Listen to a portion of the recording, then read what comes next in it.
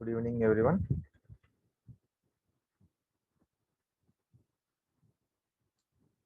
So, is audio video clear for all?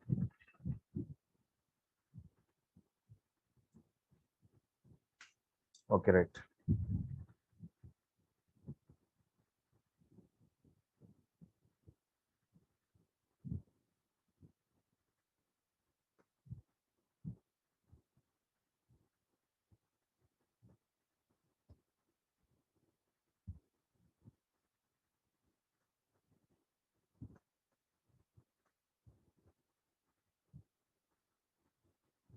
Okay, right. In the last class, we complete the first two ideal properties. What are the first two ideal properties? First one is operation of transformer with finite permeability. Actually, it is infinite permeability, but infinite not possible. So, we taken finite permeability. There we have derived EMF equation of transformer, and then we have seen some observations and some numericals on that EMF equation related. And then second ideal property is what? Operation of transformer with iron loss. Because in ideal, iron loss is what? Zero. But practically that is not possible. So there will be a small amount of iron loss. So that is we considered. And based on that overall no load current, we have the sum of magnetizing current and iron loss current. Okay. So we have seen that phasor diagrams, no load case and load operation total. Now we will go to the third ideal property. What is the third ideal property? Resistance of winding is zero.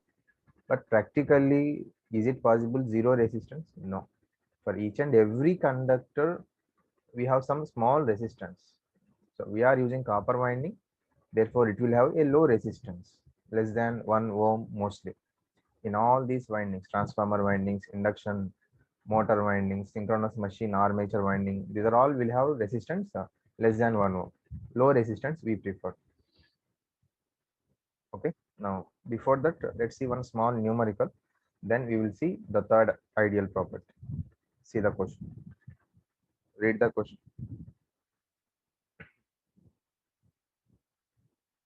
For a specified input voltage and frequency, if the equivalent radius of core of a transformer is reduced by half, the factor by which number of turns in primary should change to maintain same no load current.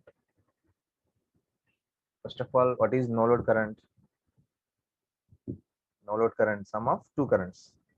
I naught equal to I mu plus IW. Okay. No load current is the sum of two currents, magnetizing current and iron loss current. But in the question, no load current to be remain same given, which is sum of two currents, but they did not mention anything about iron loss here. So directly it is not possible to solve because we have to consider assumption here. The assumption is the iron loss is zero. Assume iron loss is zero here. Iron loss is zero. Otherwise, exactly we cannot solve this question. Iron loss is zero, then only we can able to solve this. If iron loss zero, then what is the corresponding IW term? Zero. As iron loss is we assuming zero, no iron loss in the transformer core, the corresponding current IW zero. That means the no load current is equal to magnetizing current itself. Okay. No load current is equal to magnetizing current itself. Now, what is the question? For a specified input voltage and frequency, means voltage, there is some voltage and there is some frequency from the source. So this voltage and frequency are the constant, fixed. For a specified means fixed voltage and frequency. If the equivalent radius of core of a transformer is reduced by half. So this is there is a transformer core, square core, cross section is square core it is, and equivalent radius of that core is reduced by half. Equivalent radius of core is reduced by half. Now limb size will reduce. Limb size will reduce. Okay. Now how many turns required? The factor by which number of turns in primary should change to maintain same current. Current should be same. Actually, if you reduce the size of the core, what happened? Size of the core you are reducing. Then what is the flux density? Actual flux density is what? Proportional to flux per unit area. No? Okay. Now you are reducing radius by half. Then size of the core also reduced by half. Radius is reduced, then area will change based on area. So approximately I'm saying whenever radius is reduced, size will reduce. When size reduced, area little reduce. Then what is the flux density? Will increase. Will increase. But it should not happen because for a specified voltage and frequency they given. That means what? V1 by F is what? Constant. Means flux density should remain same. It should not change. Flux density should remain same. It should not change. So accordingly, how many turns should be there now in the winding so that the no load current is remains same? So simple question only, not difficult. Only the assumption we have to make in this question, that is iron loss should be 0. Otherwise, we cannot solve directly. Okay, iron loss 0 taken, IW 0. So I naught equal to I mu itself. I naught is I mu itself. Now, previously we written yesterday's class I mu. What is I mu? V1 by J X naught only. No? From yesterday's equivalent circuit under no load condition, magnetizing current we can find by supply voltage divided by the inductive reactance of that coil Jx naught. Okay, this is equal to V1 by Jx naught is what? Inductive reactance. In inductive reactance, what is the formula for inductive reactance? XL equal to omega L, and capacitive reactance XC is 1 by omega C. Okay, now we are using this inductive reactance formula, omega L. Omega L. Omega means in terms of frequency we can write 2 pi f. 2 pi f into L, inductance. Okay, 2 pi f into L. So here I mu is proportional to V1 constant, because for a specified voltage and frequency, V1 is constant, that is not changing. Frequency also not changing. 2 pi anyhow constant value. Then what is the only variable in this? L. Inductance may vary. Inductance may change. That depends on number of turns, permeability, area. Because what is the formula for inductance? If you remember in first class, I think we have seen inductance formula is what? L equal to, tell me, what is inductance formula? Number of turns N1 square divided by reluctance. So did you remember this? Self-inductance and mutual inductance we derived previously. So self-inductance formula. And what is the reluctance formula separately? L equal to N1 square. Reluctance is L by mu A. Okay. Length, mean length by permeability and cross-sectional area. So L equal to N1 square into mu into A by L. Okay. Now, from this relation, I mu is proportional to 1 by L. I mu is proportional to 1 by L. Now, you can apply this relation here. N1 square mu A by L. Now, which one will change here? Which one will change? As radius is reduced by half. Radius is reduced by half. So, area of cross section will change. Is the length will change? No. Mean length remains same. Length of the core remains same. No change in the length. Only the area will change. So, here we need to find number of turns. Permeability will not change. Same core, that is same material. Length also will not change. Length also will not change. So L proportional to N1 square into A. L proportional to N1 square into A. Number of turns, square of the turns, and area of cross section. So if you write here 1 by N1 square into A. Okay. So L proportional to N1 square A. So that is we taken in the denominator, 1 by N1 square A. Now what is the question? We need same no load current. The no load current should remain same. It should not change. That means I mu should remain same or not? Yes. The I mu should be same indirectly. No load current same is magnetizing current should also be same. Now this I mu should be same 1 by N1 square into here. So this magnetizing current should remain same. That means if you cross multiply, N1 square into A should be constant or not? When I mu is same, when the magnetizing current will be same. If the product N1 square A is constant, I mu also constant, no change in that. So this is should be constant. Now we are applying the formula N1 square. What is the cross sectional area of the core? Cross section area of the core. Pi r square, no? Because see, if you take a square core, observe here. If you take a square core, and when you place one turn here, one turn, if you place on this, what is the form it is coming? If you place one turn on the core, what is the shape of that one turn? Circular or square? That is a circular cross section only, no?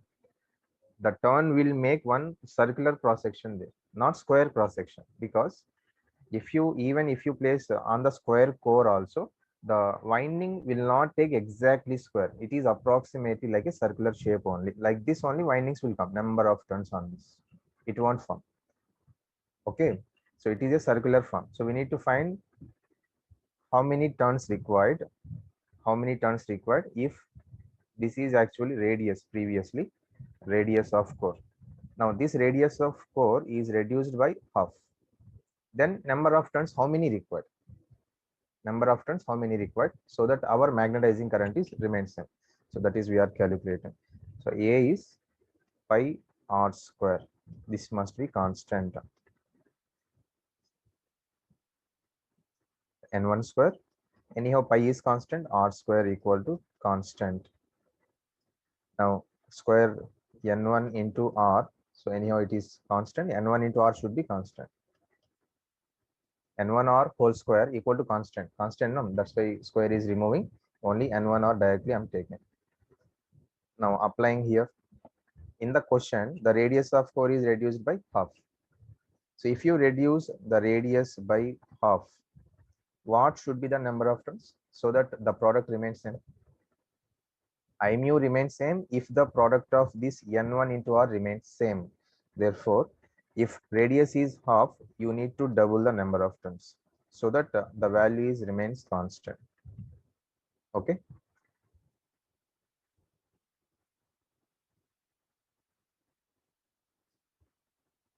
If the radius is reduced by half, the number of turns should be double so that the product N1 into R remains constant, then I mu also remains constant.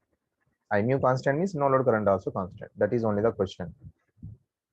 Okay, the answer is option C. The number of turns should be double.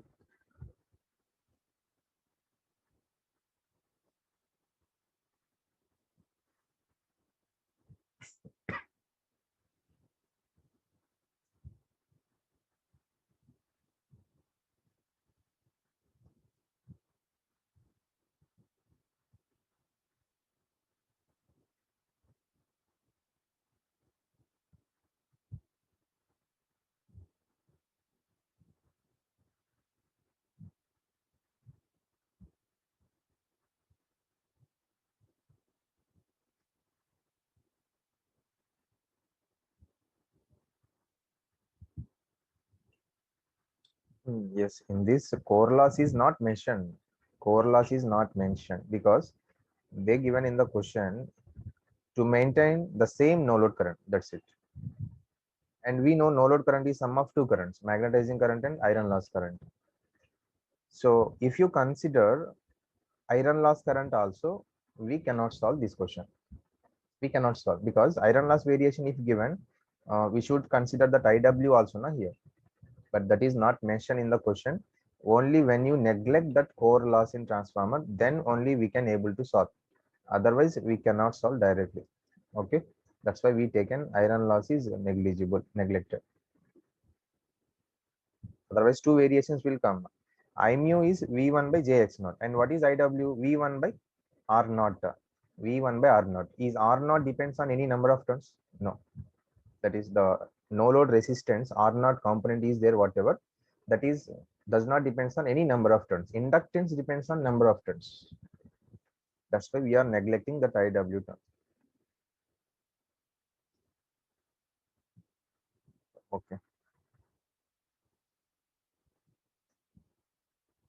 Let's see the third ideal property. Third ideal property is resistance of winding is 0.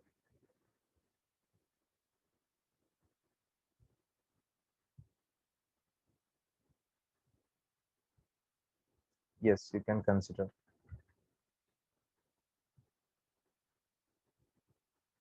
Yes, if nothing is mentioned, so based on the question, we need to solve. So that will come automatically because how to proceed with the question, you will get only after knowing all information about transformer. Maybe now it is just starting, no? Maybe you'll get doubt how to take, when to take zero, when we should not take zero. All these doubts will come. But after completion of some more topics, you will get some idea on transformer first. Okay. So no need to fear of these questions. Easily we can solve. Okay, don't fear of this. Right. Studying operation of transformer, operation of transformer with resistance of winding, with resistance of winding, operation of transformer with resistance of winding. So actual zero resistance. Ideal case is what? Resistance of winding is zero, but practically zero resistance are not possible.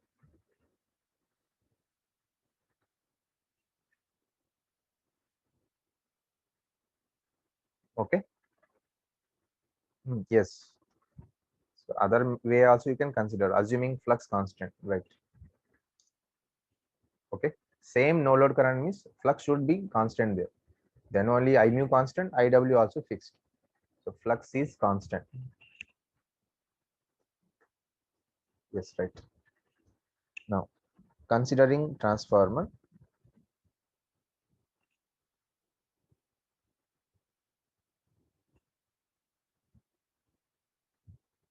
check the figure.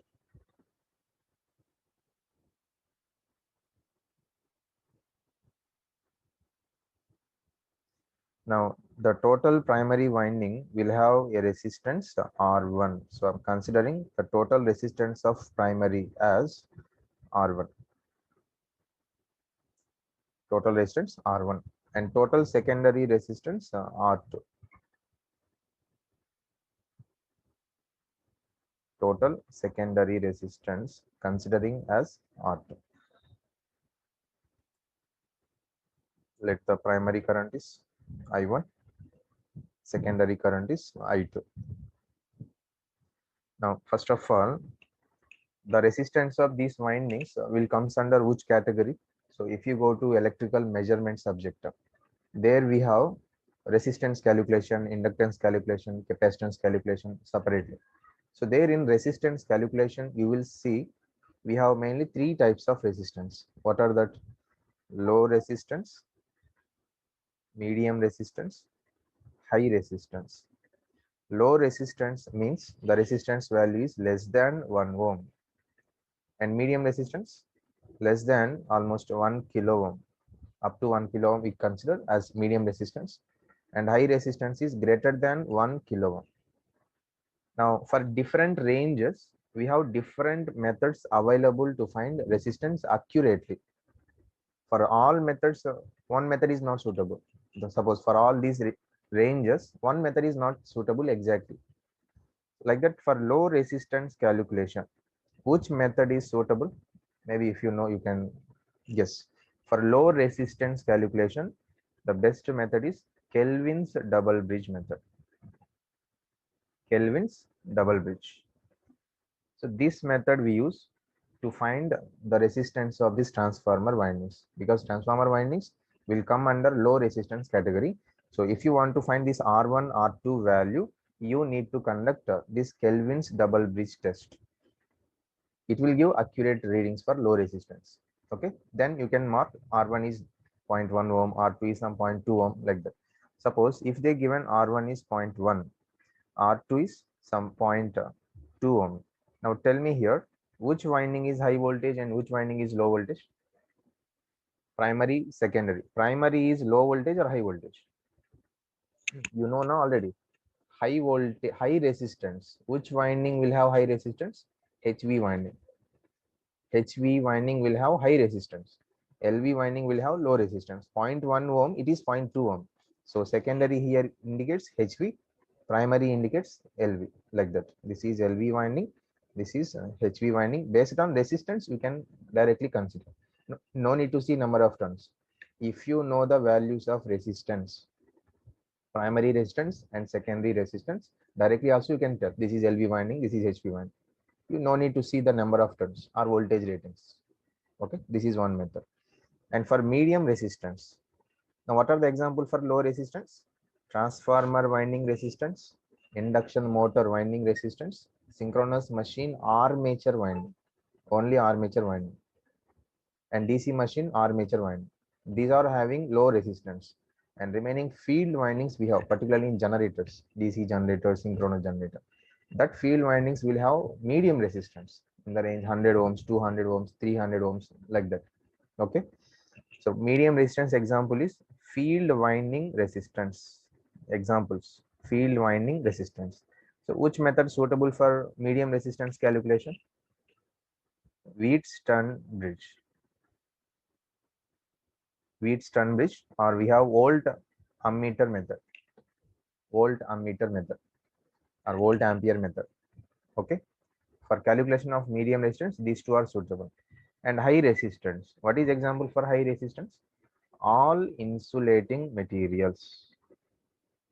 Insulating materials will have a resistance very high in the mega ohms. So these are all comes under high resistance category. What is the method suitable for calculation of high resistance? Megger device. We have one instrument, Megger. Using Megger device, we can find the high resistance calculation. And one more also there, that is loss of charge method, LOC, loss of charge. Maybe you will get in measurements all this. Okay, just I'm giving brief idea how to find resistance. Here also you need to calculate transformer primary winding resistance, secondary winding resistance. But in the lab experiments, what they will do is, in OC test or short circuit test of transformer, we need these resistance values for calculation of losses and all. But they don't do these small experiments finding resistance, Kelvin's double bridge. That they will give some value, take R1 is this much and R2 is this much, and do the calculation. That's it. But we should do this experiment also in the lab, in the OC and SC test, particularly to find the losses. Okay, using Kelvin's double bridge we can find this. Okay, anyhow, so we taken resistance of primary, resistance of secondary, resistance of primary, secondary, R1, R2. Now what is the problem of considering resistance of winding? Yes, two problems will come, two drawbacks. They are, whenever there is a current flowing through the windings, primary and secondary, there is a voltage drop on primary, voltage drop I1 R1, some voltage will drop in that. Next, a copper loss I1 square R1, a loss also will take place. Similarly on secondary side, there is a voltage drop on secondary I2 R2 plus there is a copper loss I2 square R2. Okay, due to resistance in transformer windings, a small voltage drop and a copper loss will take place. Now, due to these two, voltage drop and copper loss. So, whenever voltage drop takes place, it is a drawback only, no? Just like transmission line, also you can consider sending and receiving end. If sending end voltage is 400, what is the receiving end voltage? Do you get same 400 at the receiving end? No, some voltage will drop. Okay, that is we are calculating as a voltage regulation in the lines. Same we will do in transformer also, voltage regulation. Now whenever there is a loss, copper loss, some power is lost or not? Yes, due to this some efficiency of transformer reduces, efficiency will reduce. So first write 2 points below the diagram. Right. When resistance of winding, when resistance of windings is considered,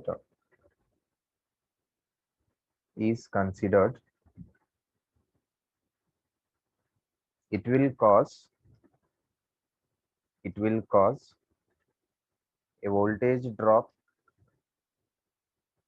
It will cause a voltage drop and copper loss copper loss in the transformer. Copper loss in the transformer, which reduce the efficiency of transformer, which reduce the efficiency of transformer. Okay, which reduce the efficiency of transformer.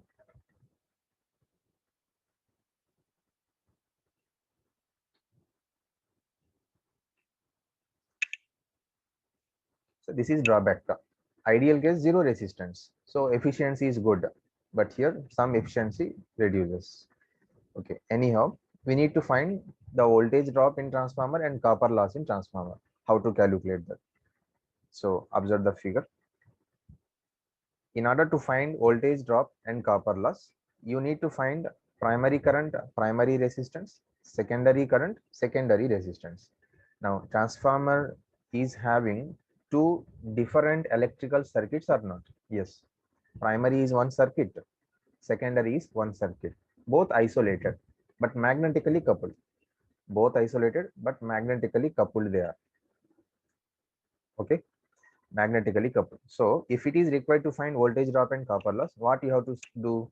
You need to solve two circuits. You need to find primary current, primary resistance, secondary current, secondary resistance. So it will be lengthy. Primary calculation separately, secondary calculation separately. So what we do here is, in order to reduce the complexity of this calculation, to reduce the calculations, what we do is we will transfer one resistance to other side. Any one resistance. Secondary resistance you can transfer to primary, or primary resistance you can transfer to secondary. So if you transfer this secondary resistance to primary, then you no need to find the secondary current. No need to touch secondary circuit now. Only primary we solve, enough. We will get total voltage drop and we will get total copper loss. So only single circuit we need to solve. No need to solve two different circuits. For that reason, we need to transfer the resistance from one side to other side based on our requirement. Any side you can transfer. But can you transfer directly the R2 here? Suppose previously I given example, no, R1 is 0.1, R2 is 0.2 ohm, for example. Okay, R2 is 0.2 ohms. And what is the currents on primary and secondary generally? Either for step up or step down transformer, currents are different only now. Low voltage means high current. Let us take the I1 value is some 100 ampere. I2 value is 10 ampere. For example, just example I'm giving. I1 is 100, I2 is 10. Now, if you find individually, you will get some copper loss. Now, what I said, in order to reduce the calculations, we need to convert two circuits into single circuit. For that reason, we need to transfer any one resistance. Suppose I am transferring R2 to primary. Then if you put that R2 here, same value if you place, what is that R2? 0.2. Then is it correct? No. Same resistance you should not place. You should change that value before placing. How to change? Yes, we have to change with a condition here. Because why we need to change is, observe. Secondary set. Before transferring, what is the copper loss on secondary? I2 square R2. Tell me. I2 square R2. I2 means 10. 10 square is 100. 100 into 0.2. So this is 20 watts.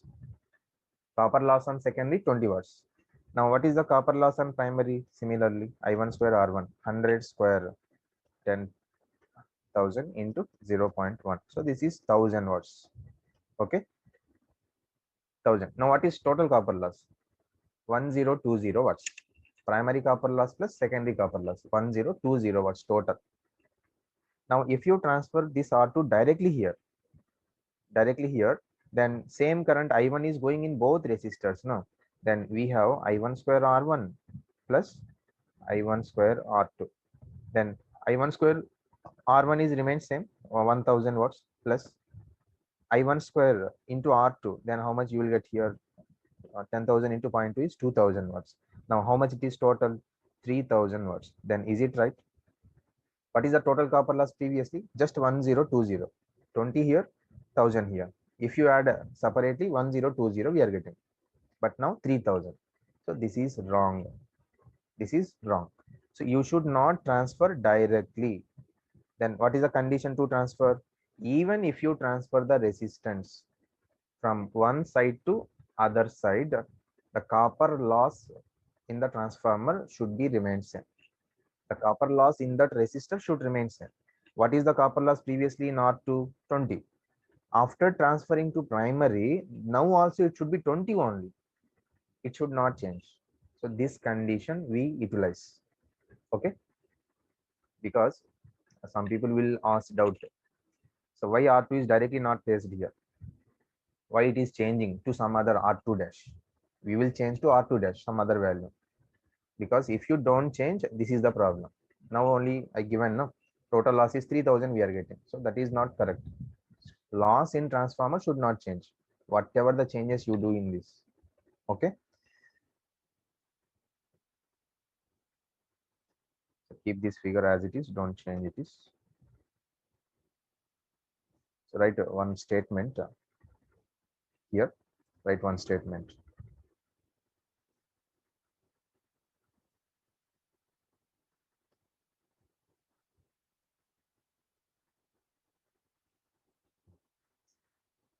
It is required to transfer the resistance. It is required to transfer the resistances from one side to other side, from one side to other side. What is the need to transfer? Why we are transferring one side to other? Primary to secondary you can transfer. So you will see what is these words. Okay, you will see now. Primary to secondary you can transfer, or secondary to primary also you can transfer. Why we are transferring? To make two circuits into single circuit, so that our calculation becomes simple. Okay, one side to other side, to make a single electrical circuit, a single electrical circuit. Okay, right. Next line. The condition to transfer the resistance is, the condition to transfer the resistance, to transfer the resistance is the copper loss in the resistor, the copper loss in the resistor should be same,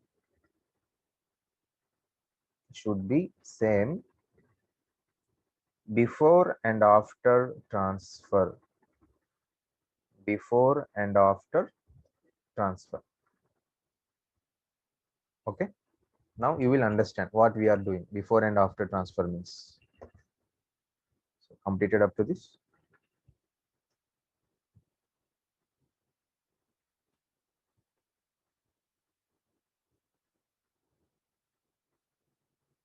Why we should transfer? I will just, what is the reason we are transferring? To make single circuit. Now I will show you clearly which circuits here. Okay, all your doubts will be clear.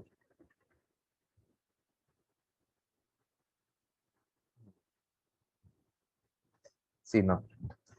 See now. Now first I will consider secondary resistance I am transferring to primary.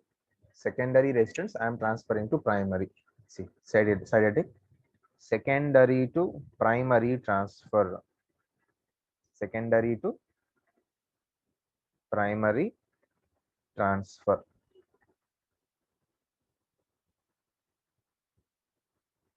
Now see the circuit, secondary to primary. First, uh, secondary resistance I am transferring to primary side. Now the circuit, equivalent circuit will become like this. Already there is R1 on primary side. Okay, as it is I am drawing that R1. Now the secondary resistance I am taking on primary side, transferring to primary side. Now I will put that value here, but not same value. I need to change that. R1 is same as it is, but R2 I need to change. So I am taking it is as R2 dash. Now secondary side, no resistance. Secondary side we don't have any resistance now. No resistance on secondary, only primary side, because we transferred the secondary resistance to primary side. Now is it required to solve two different circuit? No, because total resistance is on primary. So once you know the primary current I1, now you can find total copper loss directly. I1 square R1 plus I1 square R2 dash. Now that R2 dash is how much? That is we need to calculate. Observe here. What is the condition to transfer? Copper loss in the resistor should be same before transfer and after transfer. Before transfer means R2 is secondary side. R2 is on secondary side before it is. Now, what is the copper loss before transferring in that I2 square R2? Okay. Now, after transferring to primary, what is the current flowing in R2? That is R2 dash. What is the current flowing? I1. Now, the copper loss in the same resistor is I1 square R2 dash. So, these two values should remain same. Okay, got it now? The two values, copper loss before transferring, copper loss after transferring should be same. Now, what is R2 dash? Check. R2 dash equal to R2 into I2 by I1 whole square. So this is R2 dash equal to R2 into, what is I2 by I1 in terms of transformation ratio? We know that K equal to N2 by N1 or E2 by E1, or in terms of current it is I1 by I2 approximately. Okay, I1 by I2. So I2 by I1 means 1 by K. So total it is 1 by K whole square, 1 by K square. So the value of R2 dash is R2 by K square. This is the new value of resistance. Now that resistance you need to place here. You will get same copper loss, whatever is there in the original transformer figure. This is separately. If you find I1 square R1 plus I2 square R2, whatever you got, suppose 1020, now also you will get 1020 with this calculation. Okay. Now clear all of you why we need to transfer the resistance. Now do you require to find I2 here? Not required. Only one circuit we will solve enough just by calculating that resistance. Okay.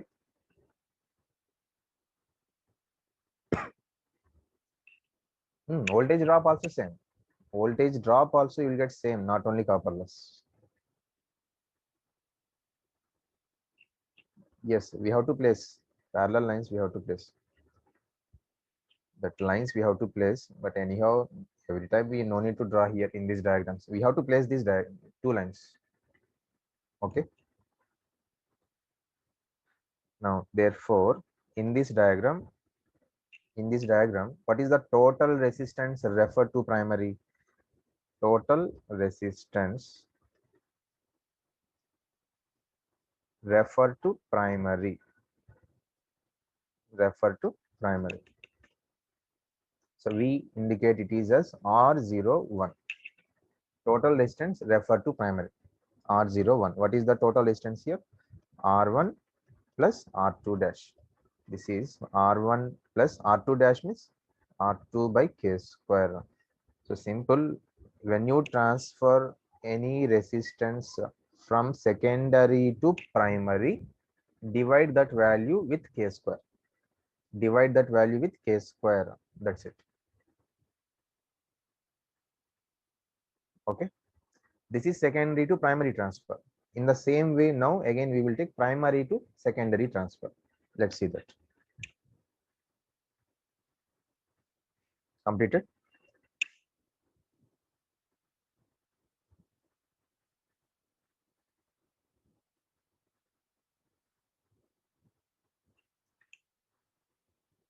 Made of single circuit is what? Calculation reduced, no? Now you no need to find I2 value. Without that calculation is reduced. Otherwise, you need to solve primary circuit separately, secondary circuit separately. Okay.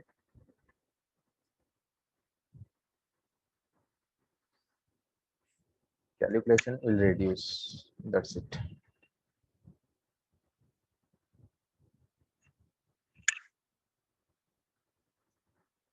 Hmm. R naught is separate. Don't combine that R naught, because R naught is not a physical resistance. It is not related with winding. That is completely representing core loss. That's it. R naught is separate. R naught is not having with winding relation. R naught is separate. R naught X naught are separate. So don't combine now. That is complete done.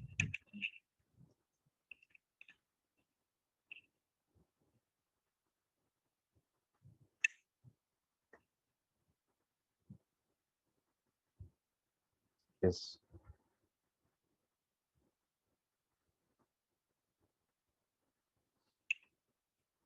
Next, primary to secondary transfer. Primary resistance transferring to secondary side. Primary to secondary transfer.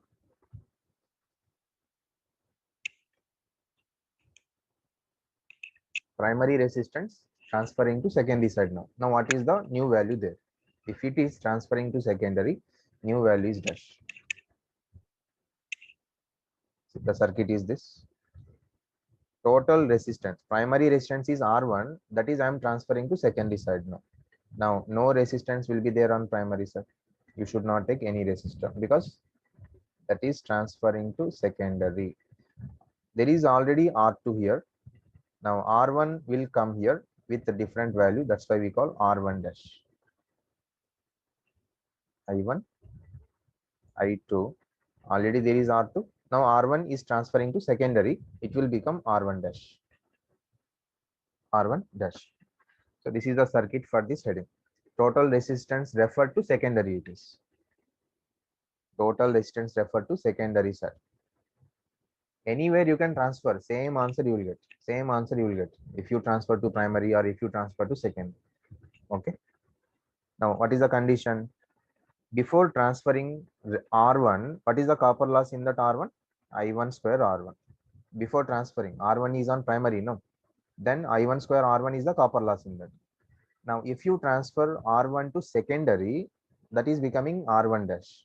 Now what is the current flowing in this? I2. Then copper loss is I2 square R1 dash. So after transferring to secondary, the copper loss is I2 square R1 dash. These two values should be remain same. These two should remain same. Accordingly, we find what is the new resistance. So the R1 dash value will be R1 into I1 by I2 whole square. What is I1 by I2 in terms of transformation ratio? K directly. R1 into K square. So what you observe, when you transfer the resistance from primary to secondary, multiply with K square. Multiply that R1 with K square. And if you transfer secondary resistance to primary, divide that value with K square previously. Dividing with K square here. And if you transfer to secondary, multiply. Okay. Now, therefore, total resistance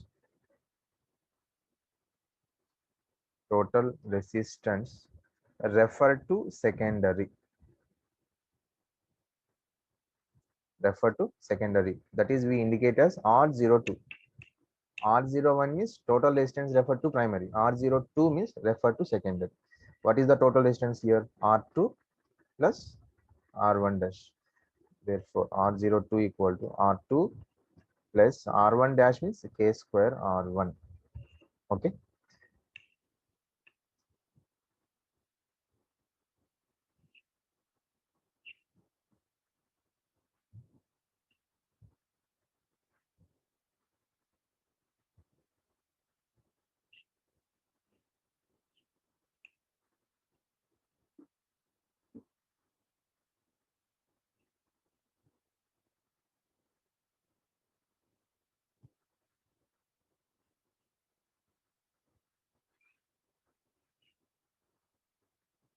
Yes. If 1:1 transformer is there, then secondary resistance directly you can take, because 1:1 means already both having same resistance indirectly. Both windings having same resistance. Okay. Then if it is on primary or if it is on secondary, there is no change. Same answer will be there. Yes. Directly you can transfer that.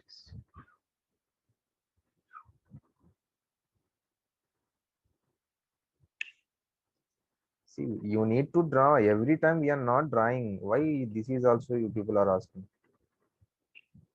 Whether it is drawing or not, that is not matter here. You need to draw actually, but generally we are not drawing every time. No, whether it is drawing or not, you should take care. Okay.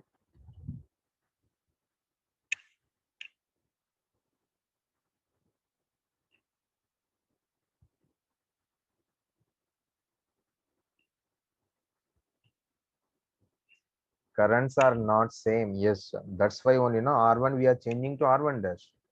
R1 is changing to R1 dash, so that resistance changing here. That's why loss is equal. Whether currents are different, also resistance different. Accordingly, resistance we are changing. That is the condition we are utilizing to find new resistance.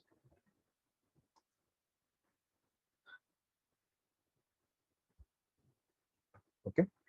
Now, in most of the questions of efficiency calculation and voltage regulation and copper loss calculations, there is some important relations. So write that relations.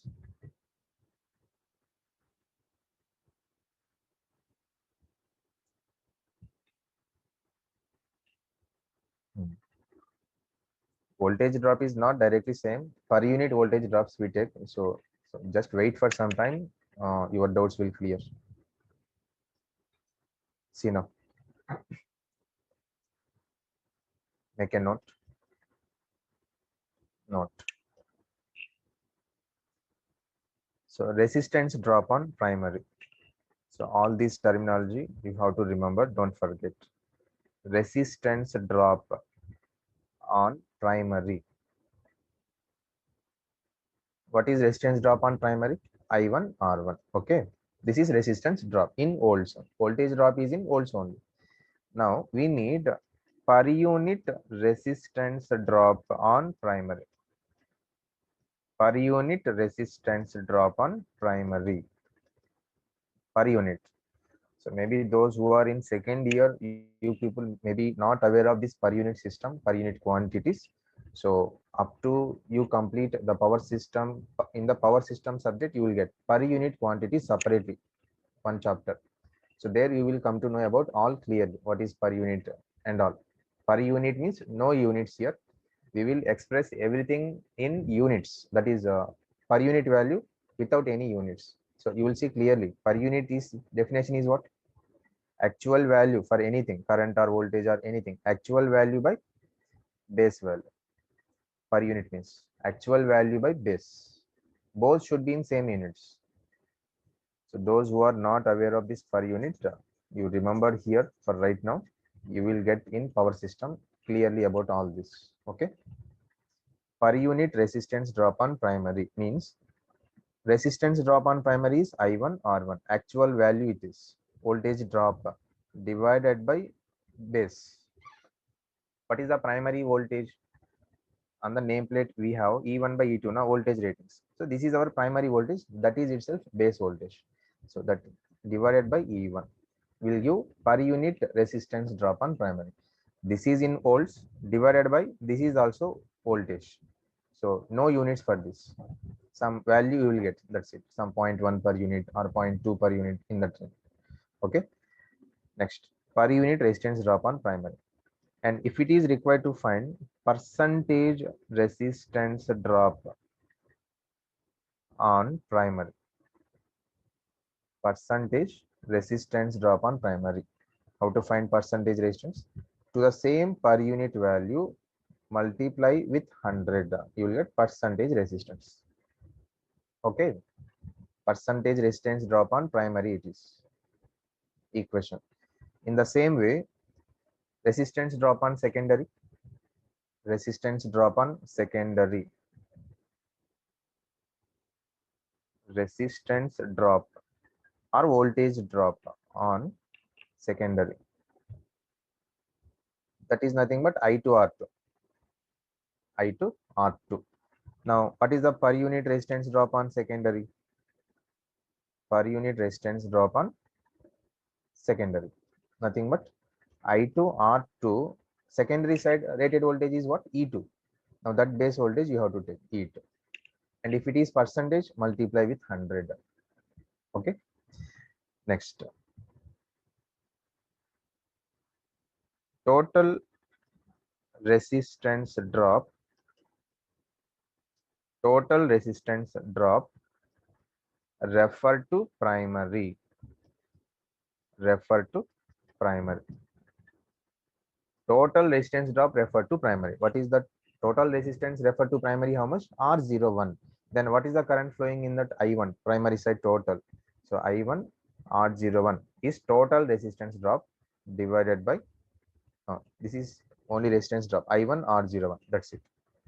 Now per unit total per unit resistance drop refer to primary.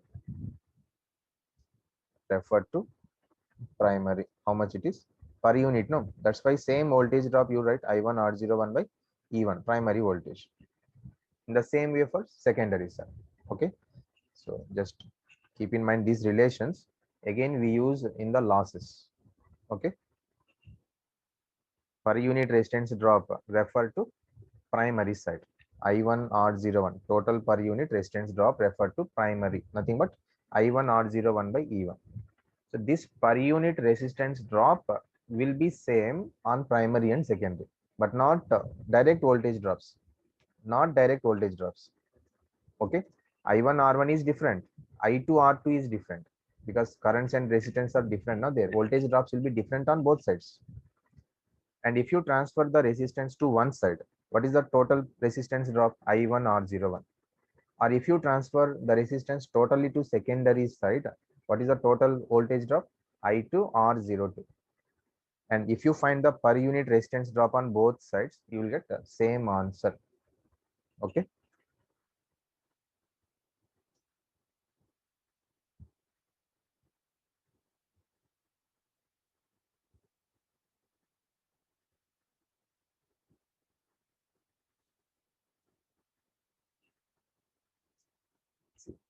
Those who are in second year about per unit quantities or per unit system, maybe you don't know clearly why we go with per unit values is to make calculation very easy. Generally voltages, currents, powers, these are all big values now. 11 kV, 33 kV, or 10 ampere, 100 ampere voltages, powers and all. So with big numericals, calculation will be difficult. But if you convert the same into per unit, uh, in per unit system, rated current, suppose rated current normally in units is 100 amperes. Rated current is 100 amperes, primary side.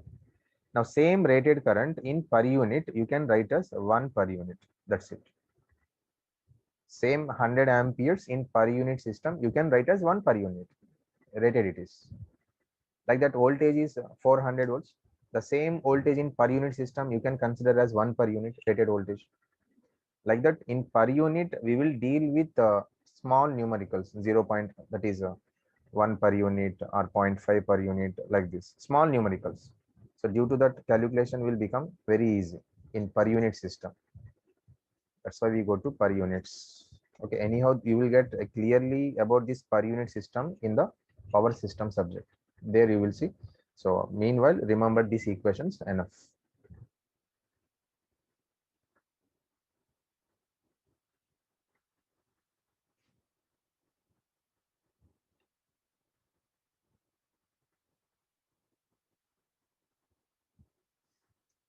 Percentage resistance drop on primary.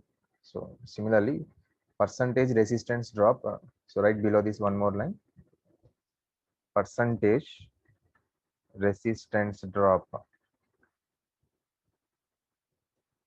Percentage resistance drop refer to primary. Refer to primary. What is this equation? Refer to primary means total resistance. I1 R01 by E1. This is per unit into 100 percentage it is. Similarly, percentage resistance drop refer to secondary. Refer to secondary. Now, total resistance referred to secondary is what? R02. And what is the secondary current? I2. So, I2 R02 by E2 into 100. So, this is percentage resistance drop referred to secondary. So, see, all these calculations required in efficiency and voltage regulation. Okay, up to now, you don't get all this. So, remember these equations in efficiency, voltage regulation, particularly we use this. Okay. And let's see a small numerical, how we get numerical on these calculations.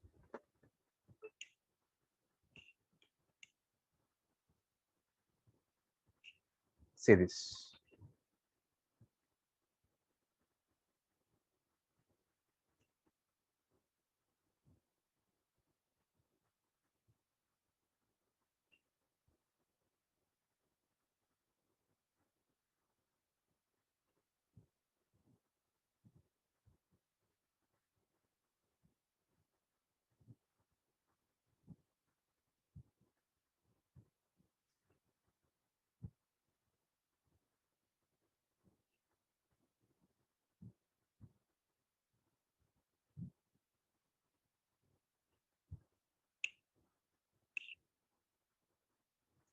Assuming an ideal transformer, the Thevenin's equivalent voltage and impedance as seen from the terminals X and Y means from the secondary side, or with respect to secondary side, what are the equivalent voltage and impedance.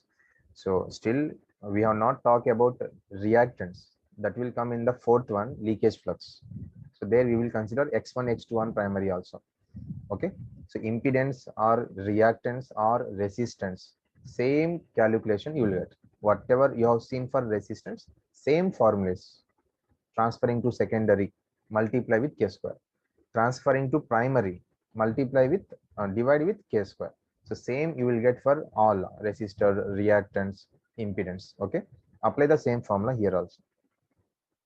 See, primary side, let this is Z1 is 1 ohm, and this is let V1 sine omega t, sine omega t.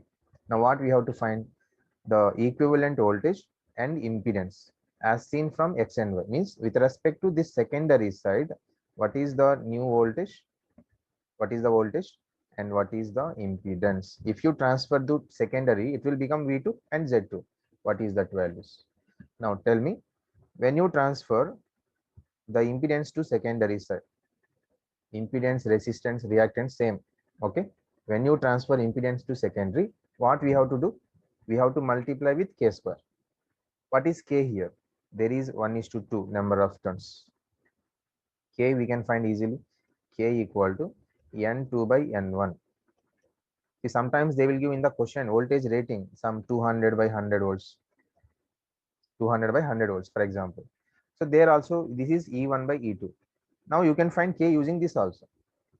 If it is not given, they given here number of turns ratio given. So using that you can find. So 1:2, n2 is 2, n1 is 1. So 2 by 1, K value is 2. So if you transfer the impedance to secondary side, it will become Z1 dash. What is Z1 dash? Multiplying Z1 into K square, no? Okay, multiply here. Z1 is 1, K is 2 square. This is equal to 4 ohms. So impedance we got first. Next, voltage. Primary voltage is this. Primary voltage is V1, this is. And how to find secondary voltage? Simple. We have E2 by E1 equal to N2 by N1. Okay. V2, E2 by E1 equal to N2 by N1. So you can consider this V2 by V1. So you can consider E1 or E2 anything. V2 by V1 equal to N2 by N1. What is N2 by N1? 2. Then what is V2? V2 equal to 2 into V1. What is V1 here? Sine omega t. So 2 sine omega t. V2 is 2 sine omega t. Okay. So the voltage and impedance refer to secondary. Voltage is 2 sine omega t and impedance is 4 ohms, which is option A.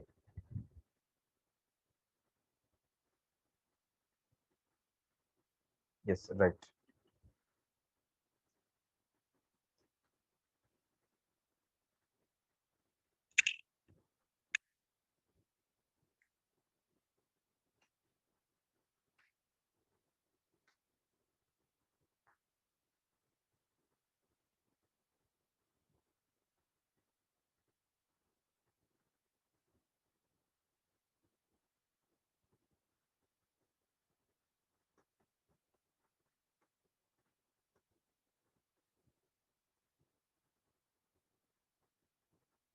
Yes, voltage also you can transfer. Voltage transferring means already there is turns ratio. If you know one voltage, other voltage you can find. So it is not actually transferring, calculating secondary voltage if you know primary voltage. That's it. Or if you know secondary voltage but not primary, you can find primary voltage.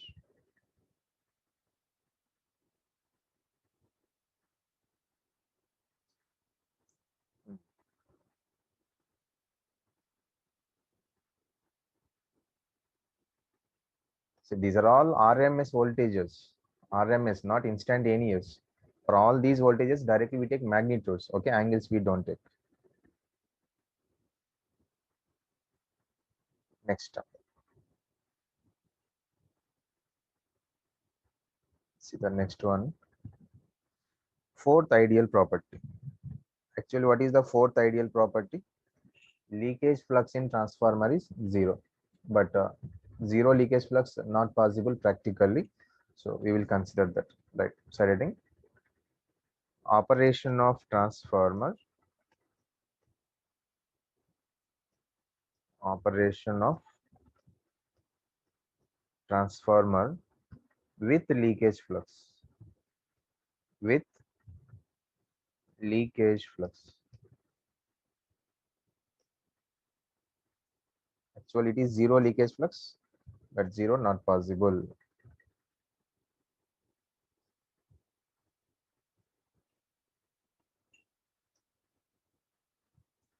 Now, again up to previous diagram, same I am drawing the transformer circuit figure. Same figure I am drawing again. So step by step, we are building the complete terms of transformer. So previously what we have here, R1 is there on primary. Okay, so same I am taking. Total resistance of primary indicated as R1.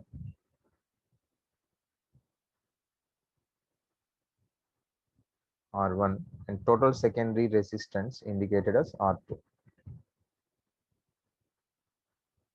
Let the total secondary resistance is R2. And primary current is I1, secondary current I2. Okay, now observe. Practically, we have some flux leakage. Now tell me, leakage flux is present in primary winding, secondary winding, both primary and secondary. What is answer? Leakage flux is present in primary, comma, in secondary, or in both primary and secondary. Leakage flux is, yes, right. Okay, enough. Yes. Leakage flux will be there in both primary and secondary, not only in primary. Now, suppose they given the question under no load condition, the leakage flux is present in which of the winding?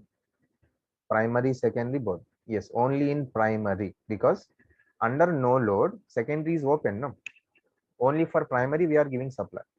Only for primary we are giving supply. Therefore, there is a current flux production. So in that some flux will be leakage. No current on secondary because open, secondary no load. So no flux present produced by secondary winding and there is no leakage at that time. So under no load condition, the leakage flux is only on primary side. But under load operations, leakage flux will be there on both primary and secondary. Now tell me one more point.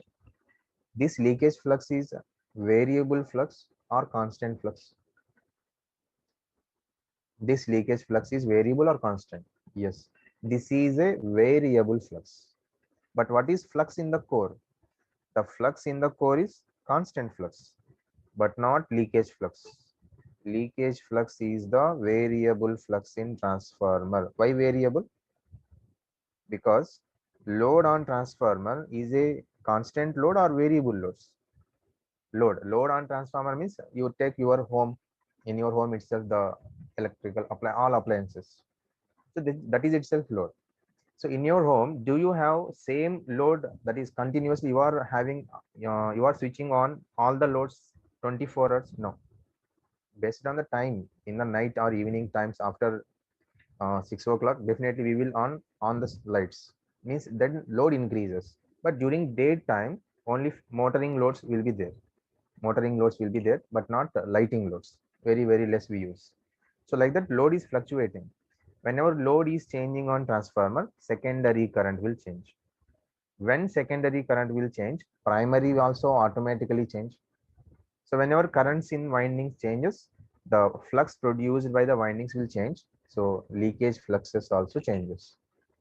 So remember, the leakage flux in transformer is present in both primary and secondary under load operation, and this leakage flux is variable, which depends on the load of transformer. Okay, so if you want to write that point, the leakage flux, the leakage flux is present. The leakage flux is present in both primary and secondary windings. The leakage flux is present in both primary and secondary windings under under load operation, under load operation, and this is a variable flux, and this is a variable flux which depends on the load of transformers, which depends on the load of transformers,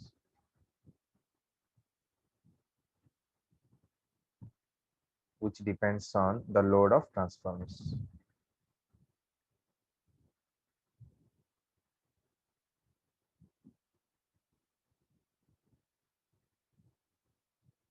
Okay,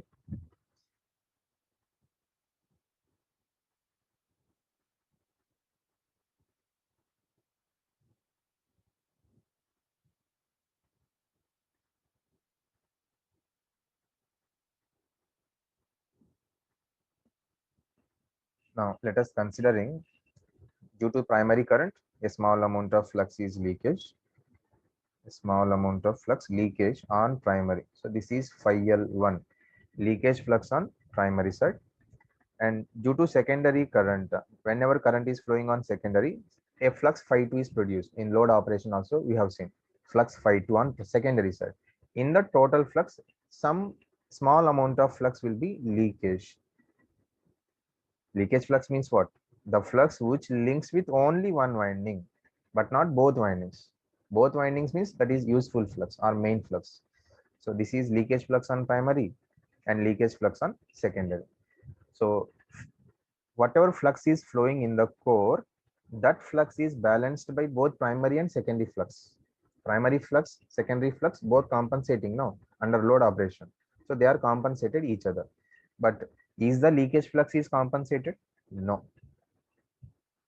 The leakage flux on primary different, leakage flux on secondary different. This is also one important point. Remember, leakage flux is variable and leakage flux present on both the sides, primary and secondary, and the magnitude of leakage flux is different on primary and also on secondary. Not same it is. This is phi L1, this is phi L2. So leakage flux is different on primary and secondary. Why different? Because currents are different now.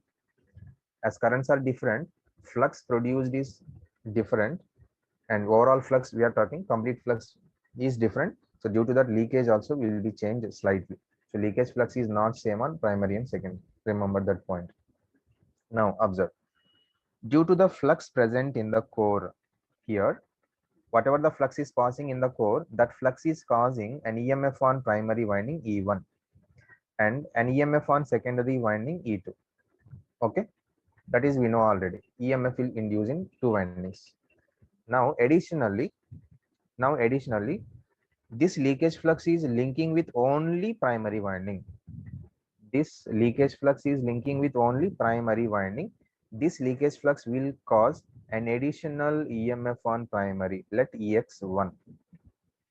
This leakage flux will cause additional EMF on primary, EX1, and secondary side, the leakage flux will cause an additional EMF induced in the secondary winding, let EX2. But are you taking this EX1 into your rating, voltage rating of transformer? Suppose if you observe nameplate, suppose we have some 400 volts by 200 volts. What is this 400? Primary induced EMF, and this 200 secondary induced EMF, and this is due to main flux or useful flux only they will give, but they don't give this EX1, this EX2. That EX1 additional EMF induced no due to leakage flux on both primary and secondary side. So this EX1 and this EX2 is not represented in the voltage rating. Now this EX1, this EX2 we will consider as a voltage additionally induced, that is due to inductive reactance. Why it is? We will represent this voltage with I1 X1 inductive reactance, and secondary side I2 X2 inductive reactance I2 X2, and primary side I1 X1. Why we are representing this voltage with a inductive reactance? This is due to, it is the EMF due to leakage flux, which is a reactive component. Flux related any drop or any voltage is always what? Reactive only, no? Previously, this is due to resistance of winding directly. So I1 R1 drop and I2 R2 drop on secondary.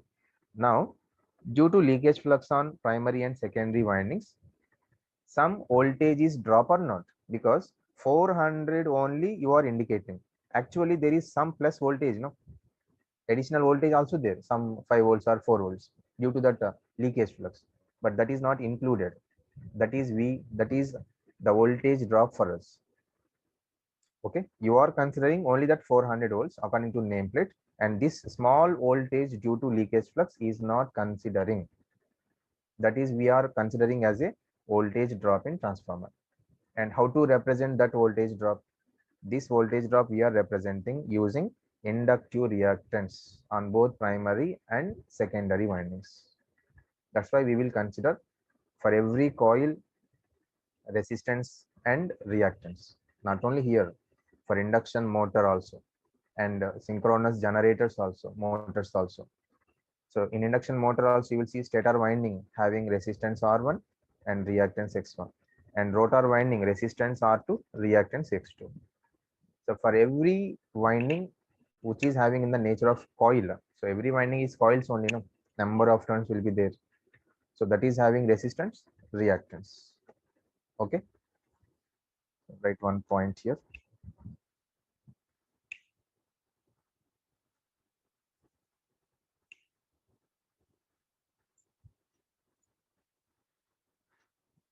Right.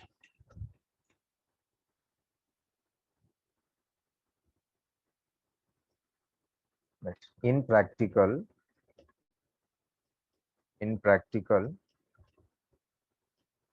a small amount of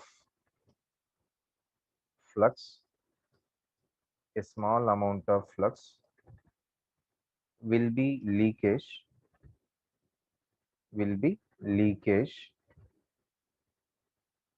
on both primary and secondary windings, on both primary and secondary windings, which depends on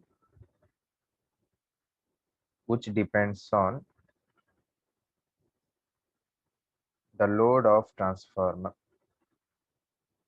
the load of transformer. The drop due to leakage flux, because if there is no leakage flux, some more EMF will be there in the rating or not? Yes. If there is no leakage flux, total flux is in the core itself, then due to that more EMF will induce, that will be there on the nameplate, but that is not there due to leakage flux. Whatever EMF is there, that is not indicating. So that is we are considering as voltage drop in the respective windings. So how to represent that voltage drop? As a inductive reactance. So write that. The drop due to leakage flux. The drop due to leakage flux is represented as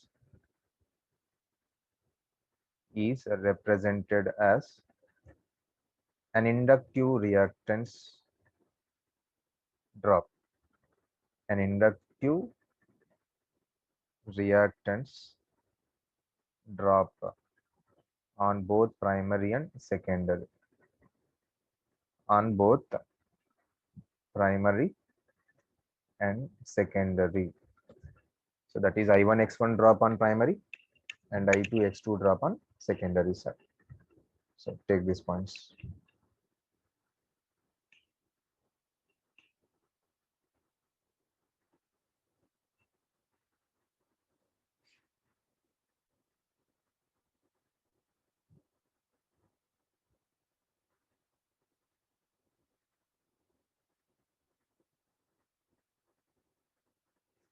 Why not capacitive? This is electromagnetic energy. Already I said in previous classes also. Why we are representing with inductive reactors? Due to magnetic energy here. For static energy only, we go with capacitor. No, direction of leakage flux is not necessary.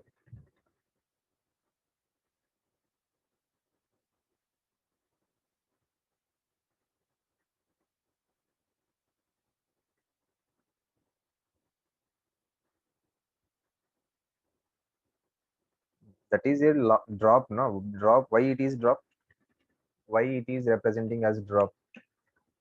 Actually, if there is no leakage flux, total EMF induced in the winding is 400 volts.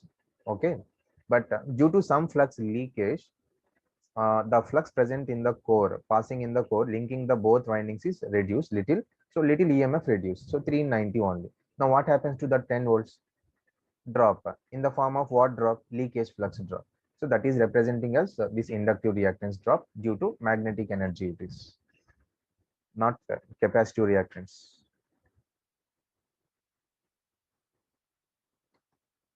Okay. Now considering on both the sides, inductive reactance X1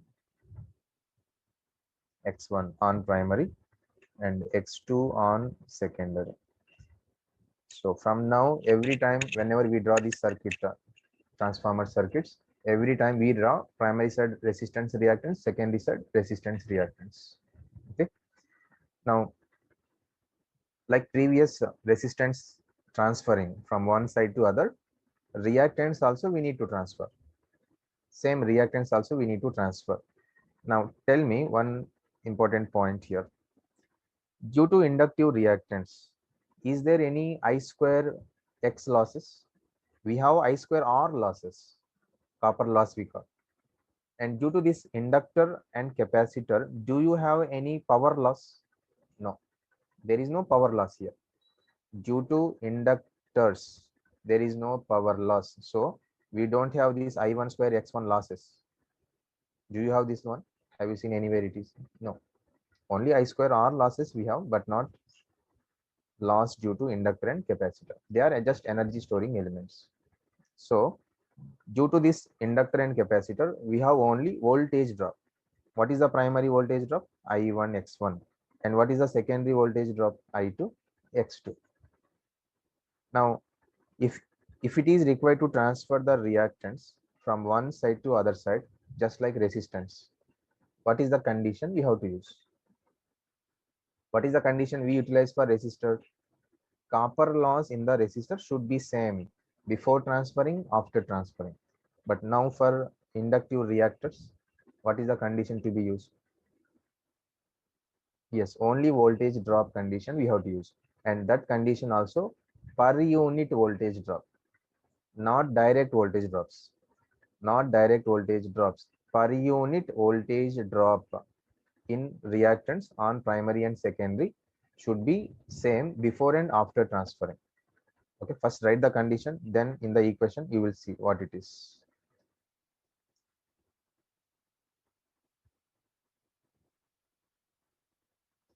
Yes, per unit drop is same in transformer. So why it is same, everything you will see in per unit quantities, because here it is not possible to show. It is again so much lengthy concept again to show the per unit system right here.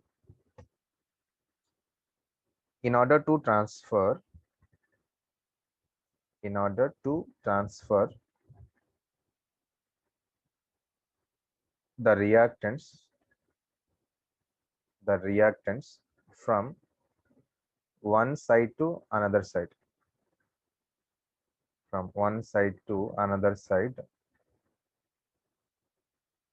the condition is, the condition is the condition is per unit reactants drop, per unit reactants drop should be same, should be same before and after transferring, before and after transferring. Same condition you can apply for resistance also. Remember this point. This same condition, per unit reactance drop we are calling, no? Reactance drop or voltage drop, these are all same. So we call sometimes per unit resistance drop or per unit voltage drop on primary. Anything same only. All these words are same. Per unit resistance drop on primary, or per unit voltage drop on primary, or per unit reactance drop on primary, or per unit reactance voltage drop on primary. Anything same only. Okay, don't confuse in this.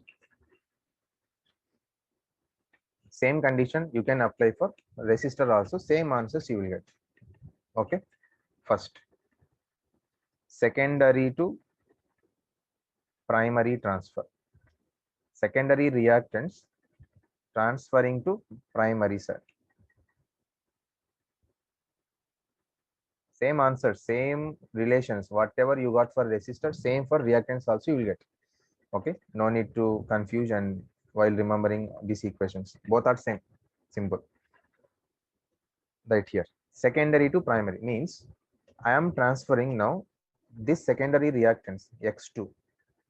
This secondary reactance X2 to primary side here. X2 to primary side here. Then if you directly transfer, values will change, drops will change. So in order to have same per unit reactance drop, the condition is what? Before and after transferring, the per unit reactance drop should be same in that. So for that reason, applying here, before transferring, what is the per unit reactance drop on secondary? Same as resistors. Per unit reactance drop on secondary. What is that? I2 X2 by E2. This is called per unit reactance drop. Per unit reactance drop. Okay. I2 X2 by E2. Now, if you transfer to primary, X2 will become X2 dash. And primary side, what is current? I1. And primary side, what is voltage? E1. So primary side current is I1. X2 will change to X2 dash and primary voltage E1. So these two should be same. Per unit reactance drop should be same. That's it. Now calculate X2 dash from this. X2 dash equal to X2 into I2 by I1 into E1 by E2. Okay, just cross multiply because X2 dash value required for us. How much to be replaced there? Now, what is this? X2 dash equal to X2 into I2 by I1 is 1 by K. E1 by E2 also 1 by K. So total 1 by K square. Same as it is resistor values you will get. If you transfer resistance from secondary to primary, what we have to do? Divide with K square. Now same for reactance also. Divide with K square. Okay, same relations you will get. The only condition we use different.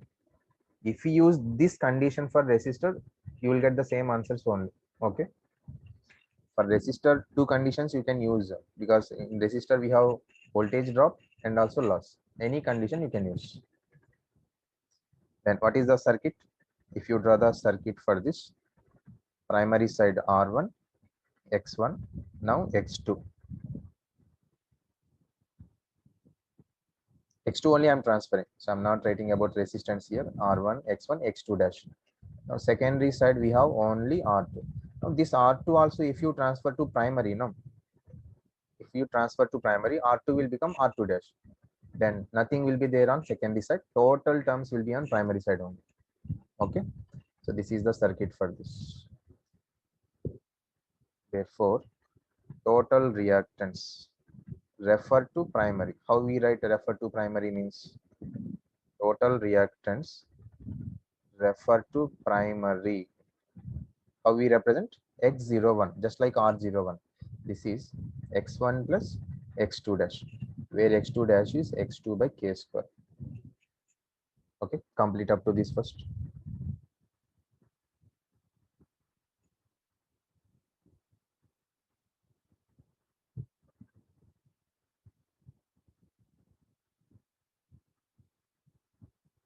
You can apply total reactive power absorbed, but calculation is again lengthy, no? Reactive power equations and all you have to write. Shiva, under no load condition, leakage flux only on primary, no? Because if it is no load case, under no load, is there any current on primary? Supply giving to primary side, for example, secondary no load condition. We are not connecting anything here. Then there is a primary current. What is that? Only I naught. Is there any current on secondary? No current. This current is zero because open it is. Then is there any flux produced due to secondary here? No flux is produced. Only due to primary a flux is produced. The same flux is flowing in the core. And here only there is some leakage flux. But because this flux is going in the core, it is. Secondary winding is not producing any flux. Okay. So no leakage flux there. So leakage flux is only on primary side. Clear?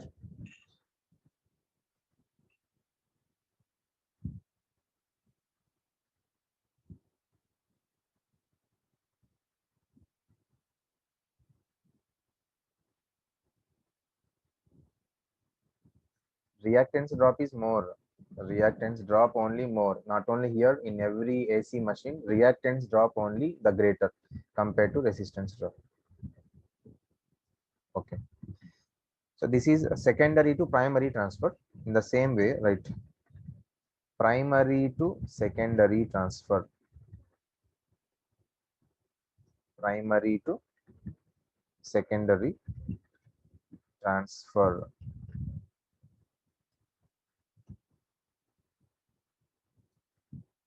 Now, same condition. Per unit reactance drop before transferring, after transferring should be equal. Now, before transferring on primary, what is per unit reactance drop? I1 X1 by E1 on primary. Now, if you transfer X1 to secondary side, what we have? Secondary current, and X1 will become X1 dash, secondary voltage E2. Both should be same. Per unit reactance drop should be same before and after. Now, if you calculate from this, X1 into E2 by E1 into I1 by I2. So what it is, X1 dash equal to X1 into E2 by E1 is K, I1 by I2 is also K. Totally it is X1 K square. Just multiply the X1 value with K square, then we get X1 dash. That's it.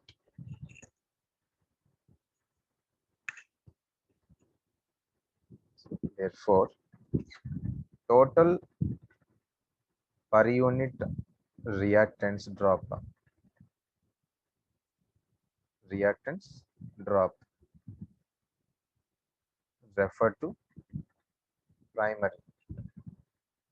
Refer to primary equal to I1 X01 by E1. Or if you write refer to secondary, total per unit reactance drop.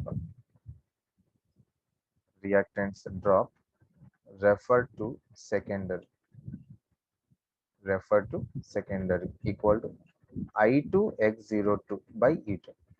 So if you calculate these two values, whatever you will get this answer, this value also same. Both are equal.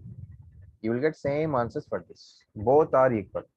Per unit reactance drop, whether you find respect to primary or with respect to secondary, both values will be same.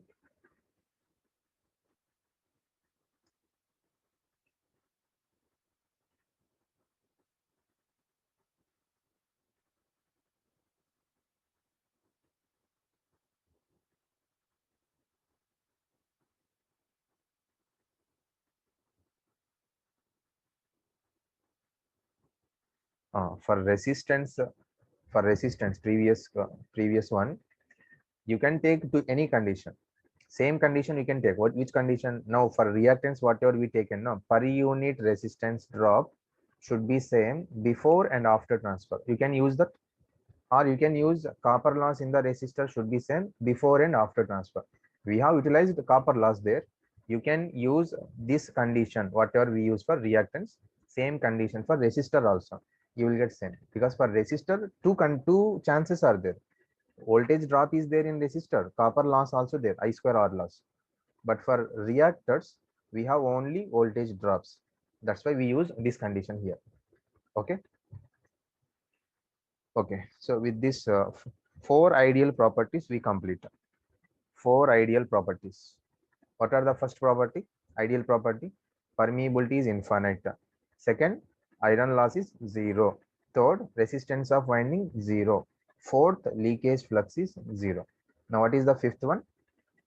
The shape of BH curve is linear, but practically it is non-linear. Now, only this point we are not seeing right now. After completion of some more topics, at the last, before three-phase transformer, we will see this point. Okay, right now this is not required for us. So there, before starting three-phase transformer, we will see about this. Okay, no? Now, right side heading, equivalent circuit of transformer.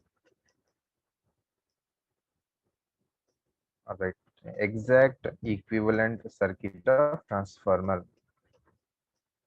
Up to this equivalent circuit, whatever we are drawing in equivalent circuit, it is same for induction motor also. Same. If you know well about equivalent circuit, you got already induction motor equivalent circuit. Both are same. Exact equivalent circuit of transformer.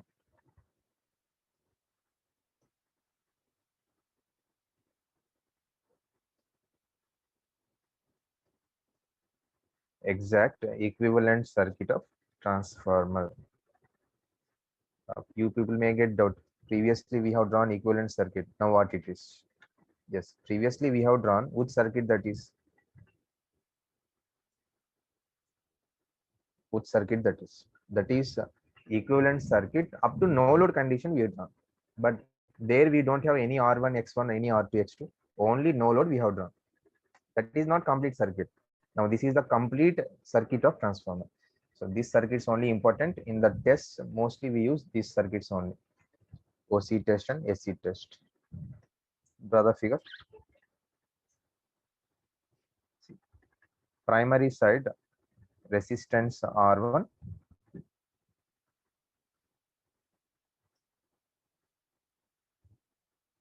reactance X1,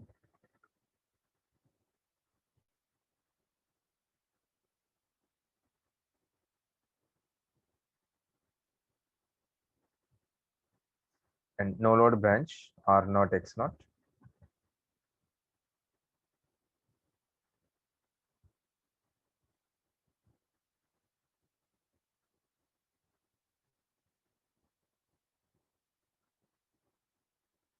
And secondary side we have resistance reactance R2 X2, and load is connected to secondary.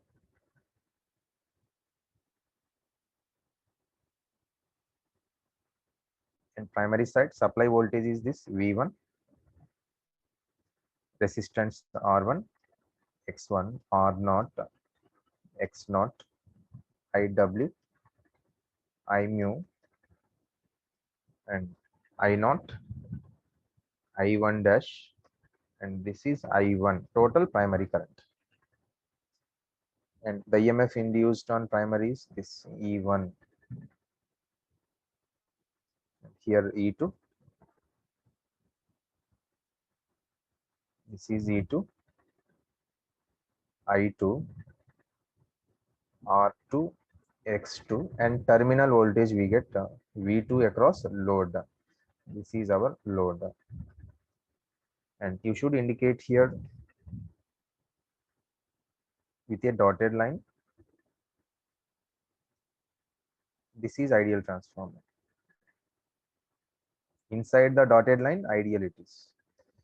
This is ideal transformer. Otherwise, if you don't write the two lines, no need to write all this. Okay. This is exact equivalent circuit of transformer.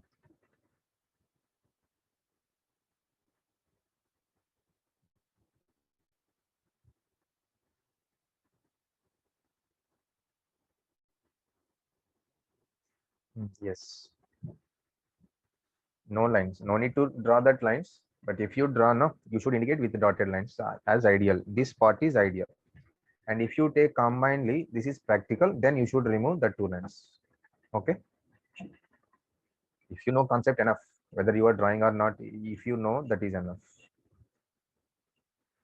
Now, one question to all of you. Listen. If you draw, what is this branch we call? No load branch it is. R0, X0 we call no load branch. I have drawn this branch after R1, X1. Then is it right? Or if you draw, let us remove here, remove that here, and draw the same no load branch here. Draw the same no load branch before R1, X1. Now, which one is correct? Drawing before is correct or drawing after is correct? Drawing this no load branch before R1, X1 is right, or after R1, X1 only right? Actually, both looks the same. No problem. I1 is sum of no load current and I1 dash satisfying. Okay, enough. Yes, good. After only correct, not before. Okay, enough. After only correct, not before. You should not draw before. After only right. This is only correct. Why it is observe.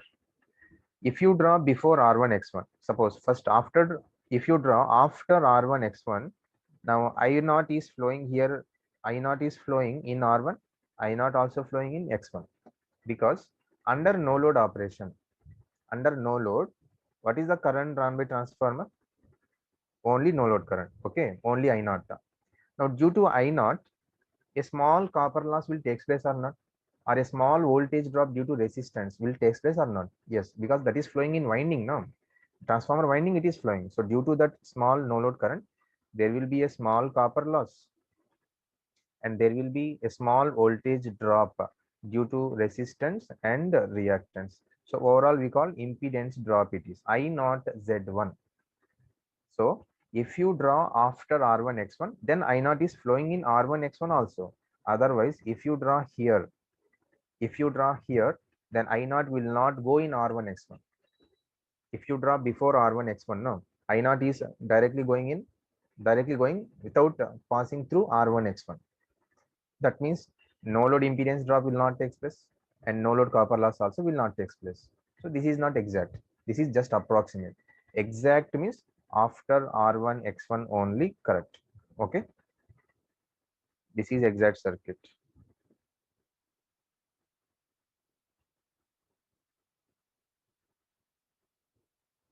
Remember, drawing after R1, X1 only, the exact circuit of transformer.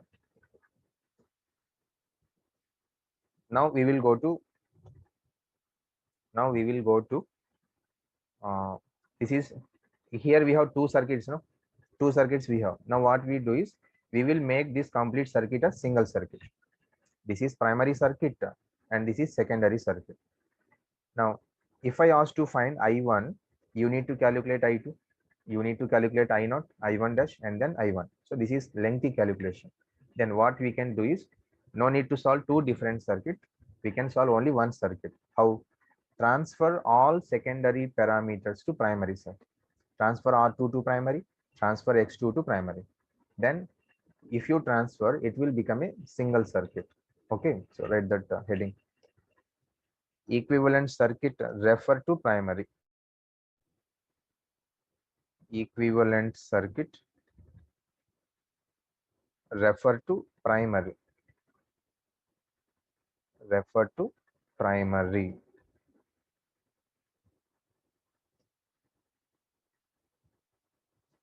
Brother circuit.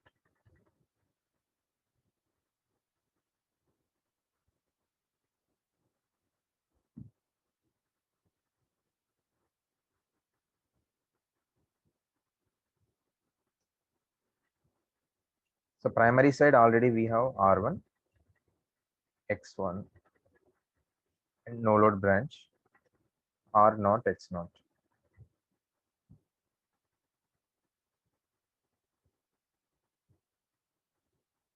And now R2, X2, I am transferring to primary. What is the value will become? R2 will become R2 dash.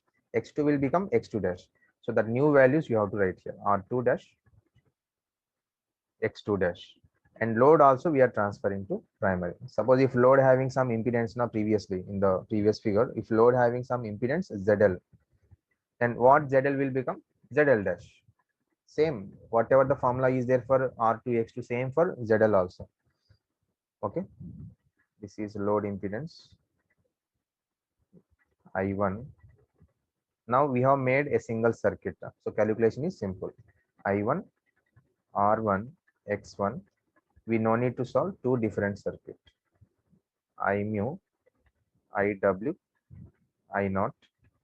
This is I1 dash and R2 dash, X2 dash, and the voltage across this is V2 dash. V2 dash. What is V2 dash? V2 dash equal to V2 by K. So V2 by V1 equal to N2 by N1, or E2 by E1 equal to N2 by N1. No, that's why V2 dash will be V2 by K. And if load having impedance ZL, now ZL will become ZL dash. What is ZL dash? ZL by K square. R2 dash, R2 by K square. X2 dash, X2 by K square. Now it is a single circuit. Single circuit it is.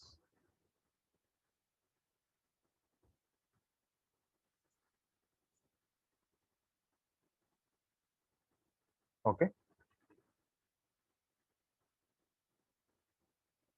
This is also exact circuit. Exact circuit refer to primary.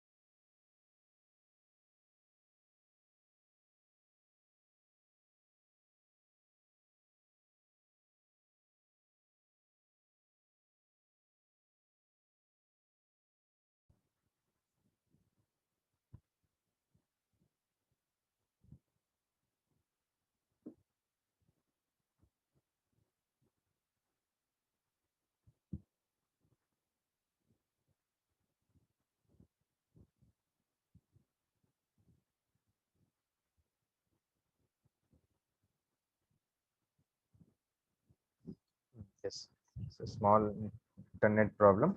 So it is okay. Now visible for all of you.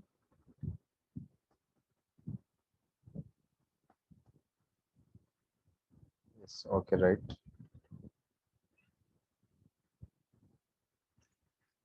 Okay, check one more time.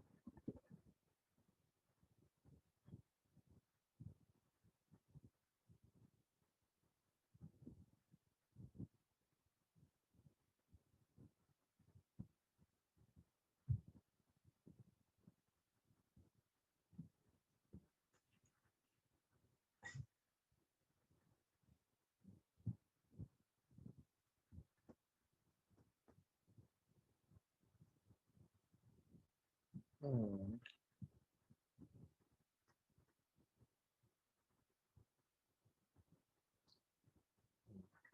So whatever voltage is there on secondary, if you transfer to primary, it will be divided with K, because what is the voltages and current relation with K? So E2 by E1 equal to K, or approximately also you can take V2 by V1 also K only, or N2 by N1 also K only. Okay, N2 by N1 equal to K. Now if you observe here, secondary side voltage is V2. Now if you transfer that voltage to primary, what is the new voltage? So we know V2 by V1 equal to N2 by N1. Okay, this is equal to K. If you transfer secondary voltage to primary side, means primary side voltage required, then what it is? V1 equal to V2 by K. Now what is the primary voltage? V1 equal to V2 by K. With respect to secondary voltage V2 we know, but we need primary side voltage. Then if you transfer that is to primary, in terms of primary, V1 is V2 by K. Okay, in calculation of numericals, your all doubts will be clear. Now don't think very much. All your doubts will be cleared in the numericals. Okay,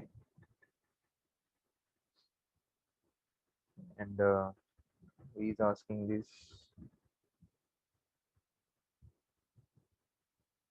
Oh, Harshavardhan. Why LV turns is more?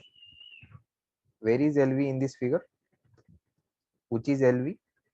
So did I say LV winding or HV winding in this? No, no.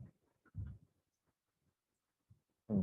So don't see figures. Maybe here I don't know which is LV, which is HV, anything. So based on the number of turns, primary looks HV, more number of turns, secondary is LV. Okay. Now we will go to approximate circuit. Okay. After completion of this approximate circuit, we will take break. Hmm? See this. This is exact circuit only. This is exact circuit. Now to find I1, there is little difficult for us. Why difficult? Suppose I said to calculate I1 value. Then what is I1?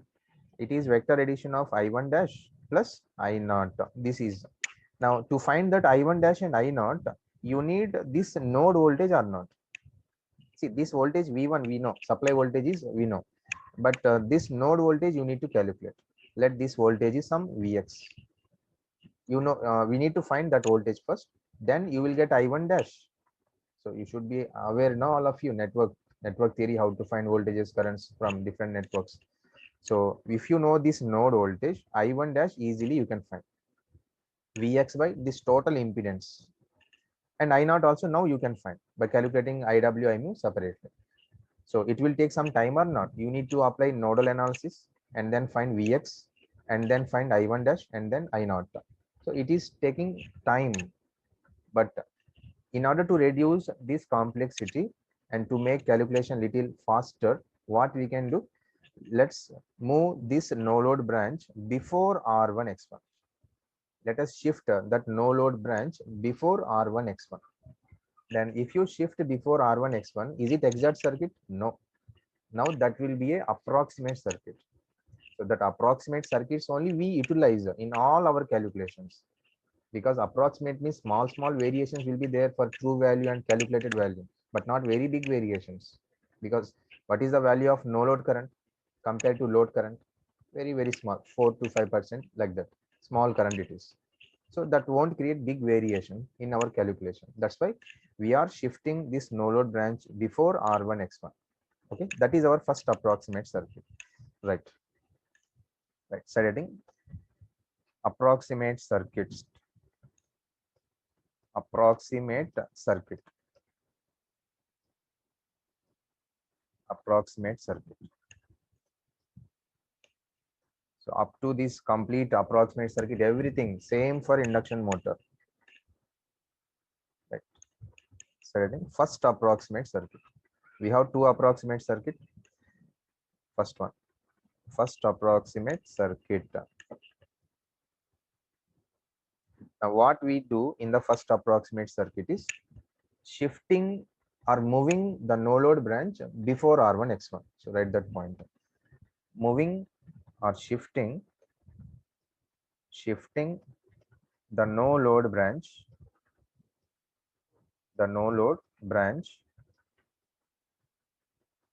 before R1 X1, before R1 X1. So before R1 X1, we will draw that no load branch now.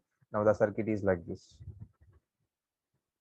R1 X1, R2 dash, X2 dash, and here load. Okay, this one R1 now R0 X0 we are drawing before R1 X1. Now observe one more simplification we get here. One more simplification. This is R1 X1, R2 dash, X2 dash. This is I1 dash, I0. Now R1 R2 dash in series, R1 plus R2 dash. What is R1 plus R2 dash? Previously we written R01, total resistance referred to primary, R01. Now X1 X2 also in series, X1 plus X2 dash, directly you can add that. Then totally X01 it is, and here R0 X0 V1. Now the same circuit I am redrawing with a small simplification like this. Total resistance I am taking as R01 and total reactance I am taking as X01. Now it is a very small circuit. No? It looks very small compared to this one.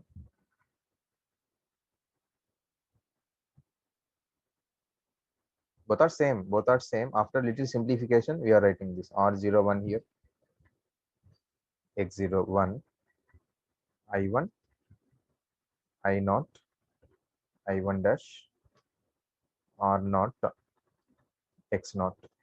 Okay. Now calculation is simple or not?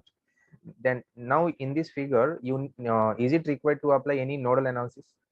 Do you need to find this voltage Vx? This node voltage is required to find? No, because this is also V1, same, just conductor short circuit it is. That is just a small line wire it is. So this is also V1 only. So no need to apply any nodal analysis. So calculation is simple or not? Yes, that's why we are going to approximate circuit. Calculation will become easiest compared to previous diagram. So this is the first approximate circuit. We use this circuit in OC test. Remember, in open circuit test, we will use this first approximate circuit. Now, this R0 X0 we call, this is we call no load branch, also called shunt branch it is. No load or shunt branch. And this R01 X01 is there, no, combinedly. This is in series with load. This is load. This is no load branch or shunt branch because in parallel with load it is. And this R01 X01 we call load branch it is. R01 X01. Remember this, in test we use this terminology again. This is called load branch R01 X01 because in series with load. And R0 X0 we call no load because no load only we got these terms R0 and X0. Okay. Now below this diagram, write some important observations. Right. Side heading observations. Completed this diagram.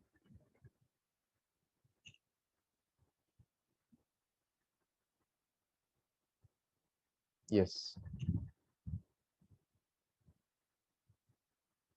this is approximate, right? Side heading observations. Completed, no, all of you taken?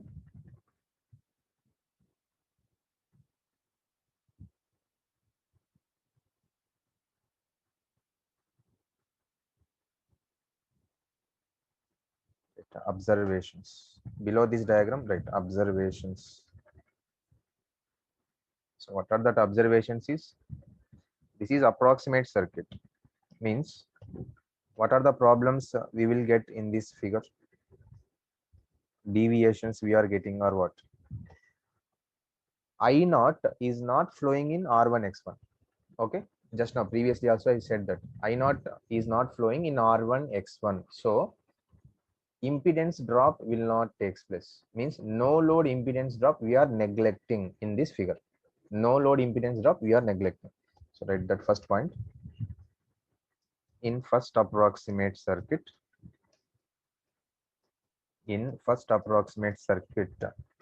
neglecting no load impedance drop. No load impedance drop. What is that? I naught into Z1. That is not taking place. Means negligible, neglecting that is. Second, no load copper loss also will not take place because I naught is not flowing in resistance R1 now. So I naught square R1 will not take place. Right. In this circuit, no load copper loss is negligible. No load copper loss is negligible. Okay, next one more. As I naught is not flowing in that R1 X1 means leakage flux also neglected. No? Due to leakage flux, we have I naught X1 drop, reactance drop. But now I naught is not flowing in R1 X1, particularly X1, means that leakage flux also neglected in this first approximate circuit. Right. No load leakage flux. That is what? No load leakage flux. Under no load, there is a leakage flux on primary that is very small. Now that is negligible. No load leakage flux. No load leakage flux on primary is neglected. On primary is neglected. Negligible. Okay. So these are some deviations or observations from first approximate circuit.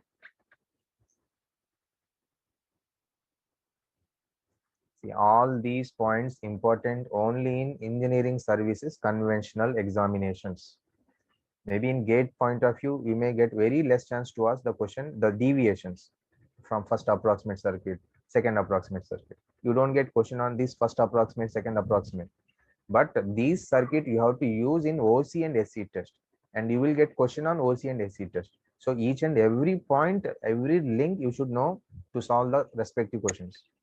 If you see the conventional questions, particularly engineering services conventional question, one question will cover mostly half of the transformer. One question only, it will cover half of the transformer. They will give a question on efficiency, for example. To find that efficiency, they will give OC data, short circuit data.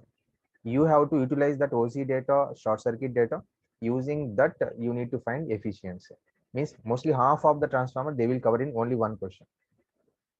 Okay, so don't neglect any point.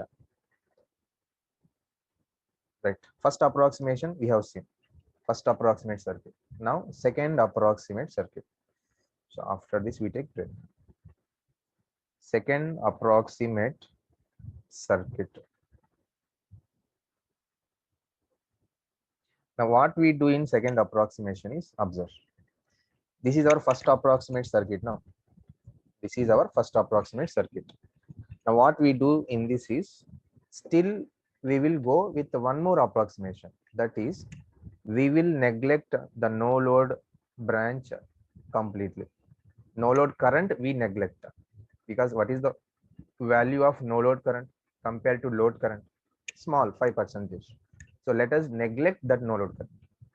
Then if you neglect no load current, neglecting no load current means what? Zero. That means completely remove this R naught X naught here. Then only this load we have R01 X01. That's it. No load current is negligible. When you neglect that, still the circuit is very easy. Very easily we can solve the current I1, whatever we need to calculate. Very easy. That is our second approximate circuit right here. In this circuit, neglecting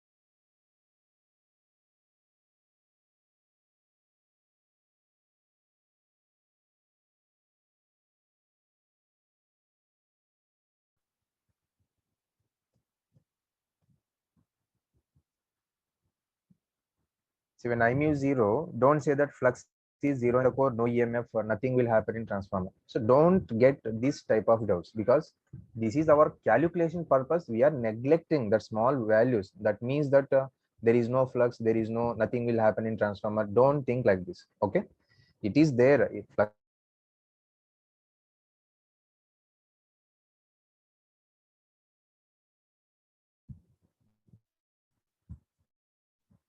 So drawing the circuit, I naught is 0. Therefore, we have only R01 and X01.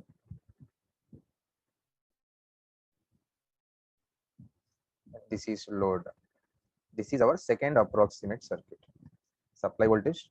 Now, whenever I naught is negligible, I1 equal to I1 dash itself. R01, X01, and load. That's it. So this circuit we use.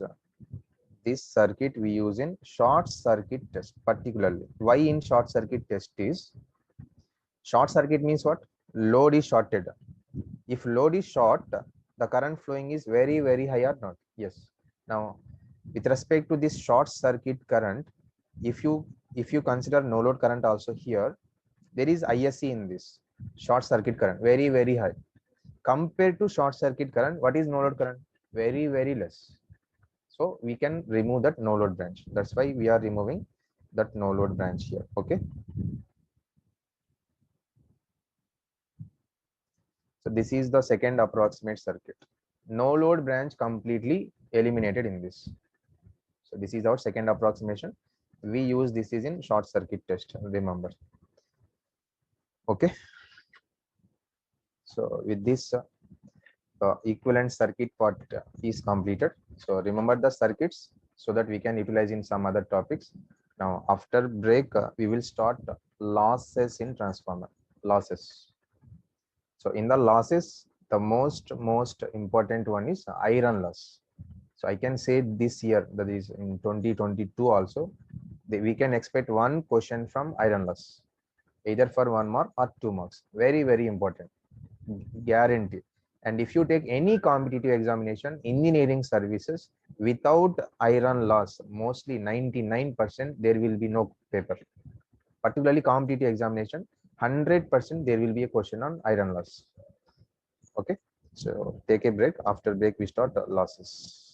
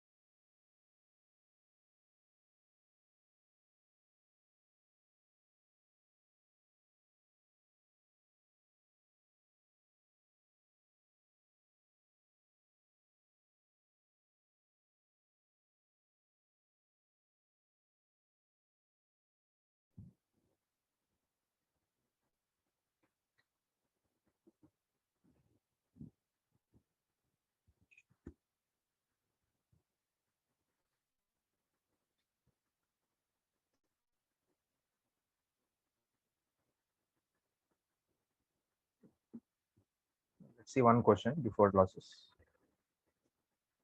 Read the question. If an ideal transformer has inductive load element at port 2, so this is secondary side load impedance or load element given as inductance only. The equivalent inductance at port 1 means if this inductance is transferred to primary side, what is the value? Inductance or resistance, same formula. What is that? If you transfer a resistance or inductive reactance or inductance also, what is the formula? If you transfer from secondary to primary, divide with k square. Okay, right here. Therefore, the inductance refer to primary, refer to primary. So port 1 means primary side here, port 2 secondary, refer to primary, equal to, so already the inductance is L divided by k square, divide with k square. If you transfer any value from secondary to primary, resistor or reactor, anything, divide with k square. Now what is the k first? Given here n is to 1 is the turns ratio, n is to 1. Now what is the transformation ratio? Transformation ratio 1 by n. Turns ratio n is to 1. Transformation reciprocal of that 1 by n. So k is 1 by n. Substitute here. So L by 1 by n square. And this is n square into L. So option B is correct.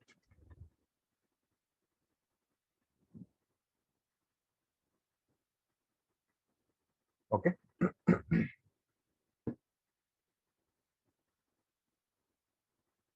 That leakage flux drop only we are compensating with this inductive reactance drop now.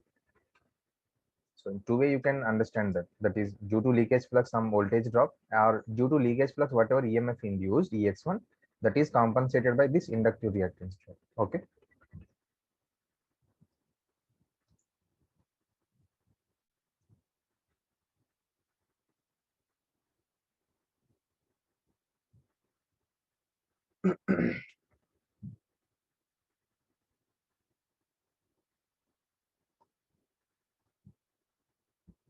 Next. Completed.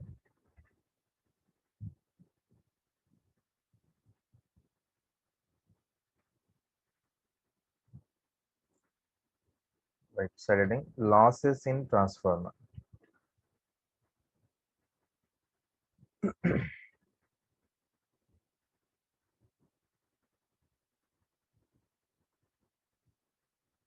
Now whatever we will see losses in transformer, same for induction motor also, or any other machine like AC machine, synchronous machine also almost same. The only additional loss in that you will get is mechanical loss. Mechanical because it is a stationary static device, but in the rotating machines, the additional loss will be mechanical loss. Okay. See that. Mainly the losses in transformer are first copper loss, also called ohmic loss, also called variable loss. Variable loss.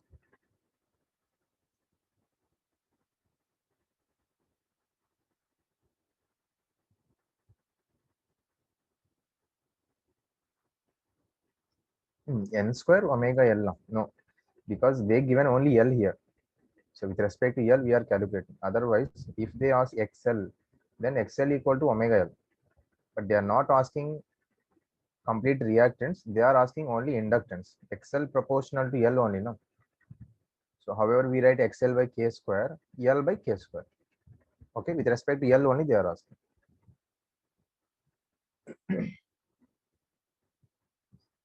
First is copper loss or ohmic loss or variable loss. And second one, iron loss,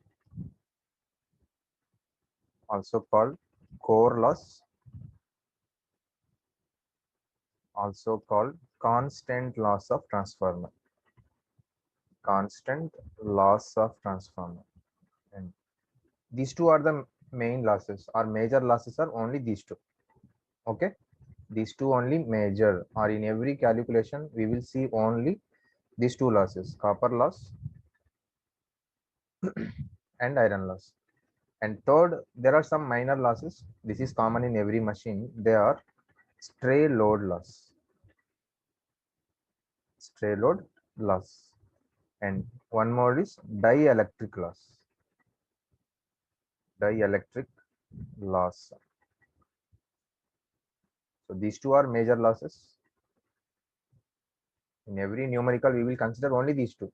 And briefly, we will see about these minor losses also here. But we never take this is in our calculations. Only these two we take. Stray load loss and dielectric loss. Dielectric loss, where this loss will take place. Dielectric, related with insulating materials. No, it will take place in insulating material. Insulating materials, this dielectric loss will take place. And copper loss in the winding, copper wires, and iron loss in core, transformer core, and stray load loss. So this is stray, means other than this copper and iron, whatever the parts of the machine we have, like if you see the transformer tank, we have transformer tank that is made up of iron only, no? So in that also there is a small loss. So these are all comes under stray losses. So that we will see again briefly once. Windage loss we don't get here. This is not rotating machine, no? Okay, let's see first copper loss of transformer.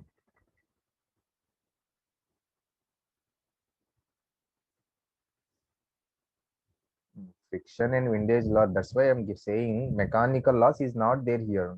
What is mechanical loss? Additionally, this will be there in other rotating machine. Mechanical loss. So mechanical loss is uh, friction and windage loss we call. Mechanical loss or friction and windage loss. This is mechanical loss. Okay, we don't have this loss in transformers, only in rotating machines. Where is the hysteresis loss? Means iron loss is the sum of two losses, no? Hysteresis and eddy current. So wait for some time.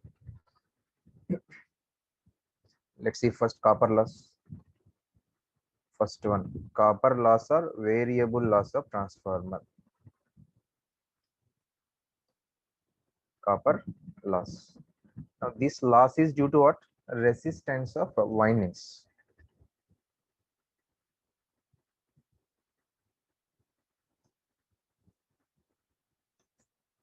Copper loss or variable loss. This is mainly due to resistance of windings. It is due to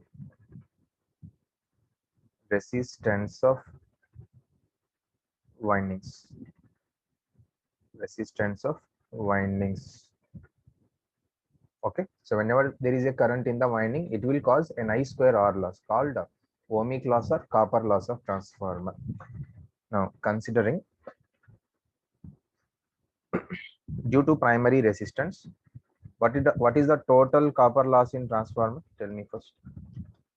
Total copper loss due to primary winding R1, due to secondary winding R2. Primary side, what is the copper loss? I1 square R1. And secondary winding, what is the copper loss? I2 square R2. Okay. Now sum of these two is the total copper loss in transformer. Suppose how to find this I1 and I2 first in transformers. R1, R2 already we have seen. We can find R1, R2 values by conducting Kelvin's double bridge test, resistance measurement, that is. Now how to find this I1, I2 of transformer? See, on every nameplate of transformer or in every numerical, mostly in calculation of this, you will have the rating of transformer. Rating,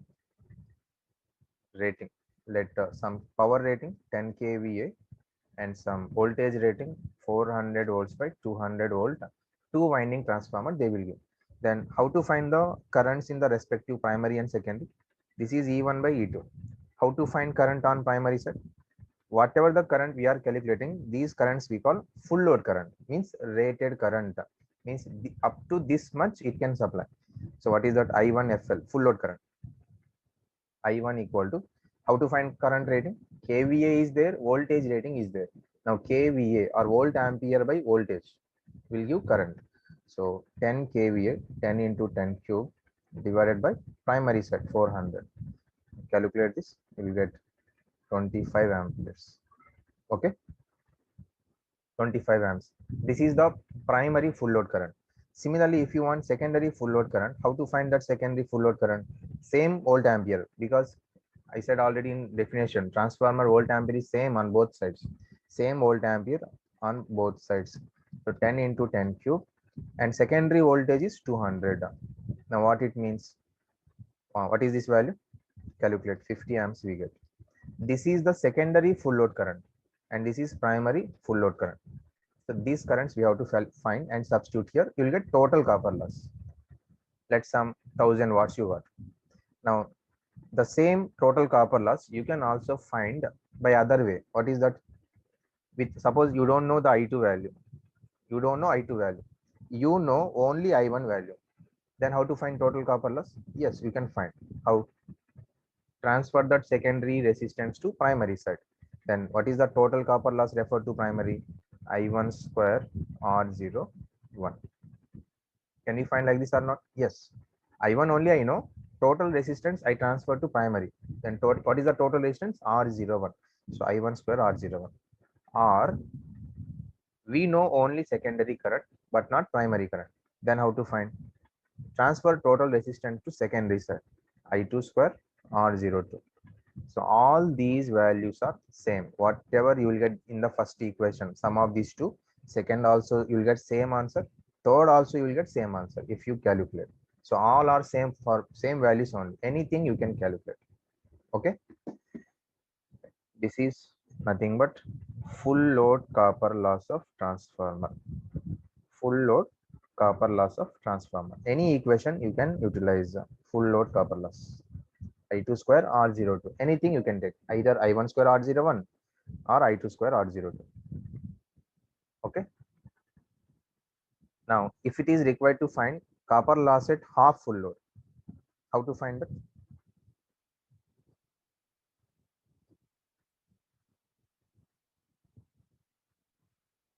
How to find that? So this is copper loss at full load right here. Copper loss at full load. This is the formula. I2 square R02 or I1 square R01. Anyone. Suppose I am following I2 square R02 now. Now, what is the copper loss at half full load? Next, copper loss at half full load. Half full load means which one will become half here? Current only. See, load variation means current variation only we take, not voltage, because voltage is fixed always. Voltage rating will never change. If load is changing means current is changing. So half full load means what is the full load current I2? 50. Then what is the half full load? 25 ampere. What is the 3/4 full load? Calculate that 3/4. 25 plus 12.5. 37.5 is the 3/4 full load current. So like that, whenever you get questions like half full load or 70% full load or 80% full load, current variation it is. Okay. Now I am writing here copper loss at half full load. Copper loss at half full load. So in the same equation, I will take in place of I2 half. Now I2 by 2 whole square. Resistance never change. Whatever the load, resistance is fixed. R02. Okay. Now if you find it is 1 by 4 I2 square R02. Now what is I2 square R02 means? Just now we calculated I2 square R02 means full load copper loss. Okay. Now in place of that, I am writing 1 by 4 into full load copper loss. Therefore, copper loss at any fraction of load. Copper loss at any fraction of load is at any fraction of load x. At any fraction of load x. X is fraction, maybe 50%, 70%, 80%, anything. X is copper loss at any fraction x full load. is equal to, how can we write general formula? See, 1 by 2 means 1 by 4. 1 by 4 times of full load copper loss. Copper loss at half full load is 1 by 4 times of full load copper loss. Then what is the copper loss at x full load? X square into full load copper loss. X square into full load copper loss. So this is the way to find copper loss at different fraction of load. So we will see one example so that you will understand clearly again.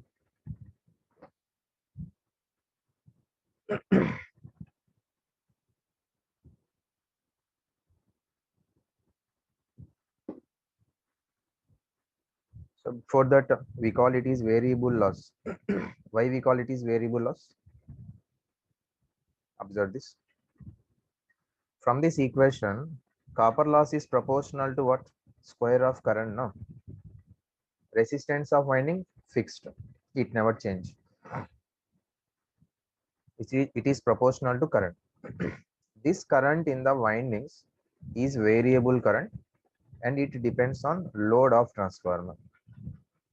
Whenever load increase, current increase, or whenever load decrease, current decrease. So simultaneously this loss I square R value will change. That's why the copper loss is a variable loss, because load on transformer is variable, the loss also variable. Okay, this is a variable loss which depends on current. Variable loss which depends on current.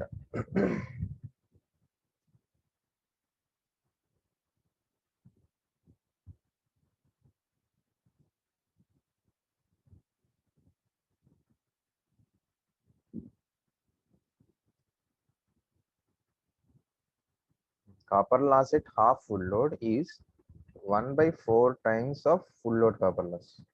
So numerical you will understand 1 by 4 times of full load copper loss. Not it is half. Generally we think copper loss at half full load means if full load copper loss is 100, half full load will be 50. No, this is 1 by 4 because it is proportional to current, square of current.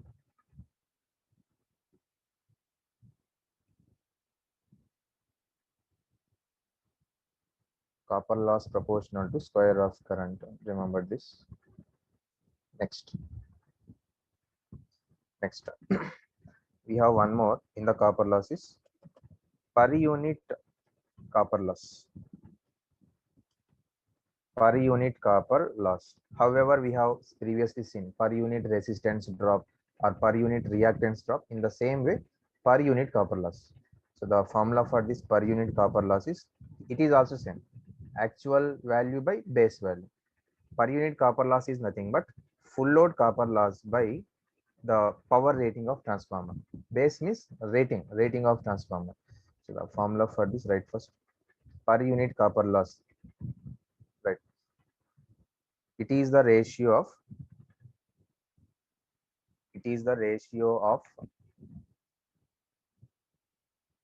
full load copper loss. It is the ratio of full load copper loss to the volt ampere rating of transformer. It is the ratio of full load copper loss to the volt ampere rating of transformer.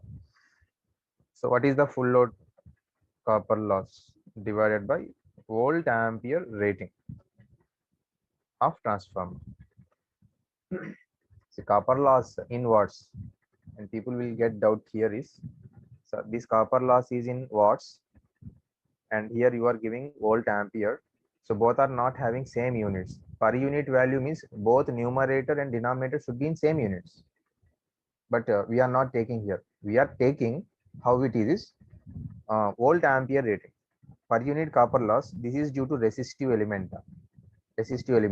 Actually, take active power. At the denominator, power in watts should be there. Watts. What is watts? VI cos phi. Okay, VI cos phi. Power, active power means VI cos phi. Apparent power means volt ampere. But for resistive case, what is the power factor? 1. Then even if you write watts, only VI you will get. You don't get that cos phi. Cos phi is 1 anyhow. because resistive case. Due to that, at the denominator, we will take directly whatever the rating of transformer is there in the question, volt ampere rating. Directly we substitute. Clear? Why we are not writing watts there? Volt ampere rating only we take. Now, what is the copper loss? I1 square R01 divided by copper loss. You can take anything, I2 square R02 or I1 square R01, anyone you can follow. So I'm writing I1 square R01 divided by volt ampere rating. Primary voltage E1, primary current I1. As we are writing primary, write primary current, primary voltage. Or if you write I2 square R02, this is also correct. Anything you can take. Divided by, because both are same values, E2 I2. Anything you can write. Okay. Now I'm following this first one here. Observe what happened. One important relation you will get. That is I1 gets cancelled in this. Okay, I1 gets cancelled. And what is left finally? I1 R01 by E1. Now what is this? Tell me. IR, nothing but voltage drop. IR is what? Voltage drop divided by voltage. What is the term we call? Just now we written previously. Per unit resistance drop of transformer. IR by E is what? Per unit resistance drop or per unit resistance of transformer simply. So this is per unit resistance drop of transformer. Okay. So what is important definition here? The per unit copper loss of transformer is nothing but per unit resistance of transformer. If in any question, if you see that per unit resistance, there is a copper loss also in the question. Okay, mainly in efficiency calculation, losses required for us. So they don't give copper loss directly, but they will give either per unit resistance or percentage resistance, anyone. That means that copper loss is given. Okay, for that you should know this point. Never forget this, important. Or percentage copper loss. Per unit percentage, no different, just multiply with 100 equal to percentage resistance of transformer.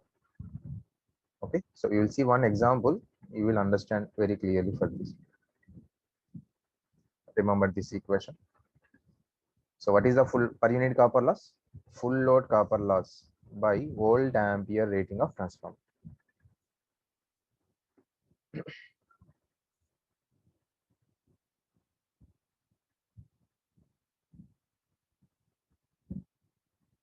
Write one question.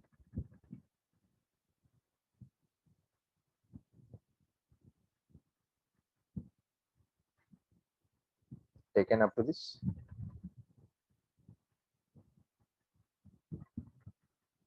Write the question. Right. A 10 kVA transformer. A 10 kVA transformer has percentage resistance equal to 2% and percentage reactance equal to 5%. Calculate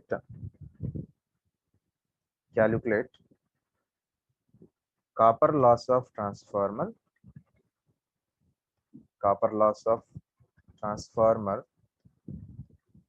at half full load.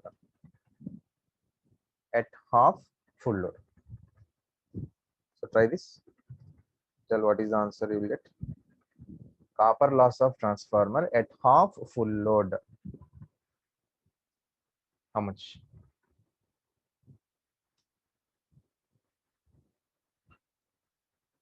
First try it, whether right or wrong, just try it. You should reach at least, whether right or wrong.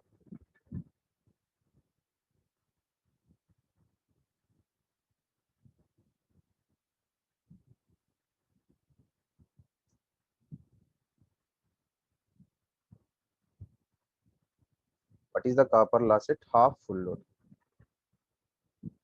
Yes. Sanjay, right. 50 watts. Yes, good. Most of you right. 50. Correct. 50 watts is right. 50 watts is right because uh, to find copper loss at half full load, first we need what is the copper loss at full load condition. Then we can find it any fraction. Okay. Now, given that percentage R is 2%, percentage R is there means copper loss is there in the question. Then we know percentage copper loss of transformer is nothing but percentage resistance of transformer. Both are same. What is the formula for this? Full load copper loss divided by volt ampere rating of transformer, as it is percentage no into 100.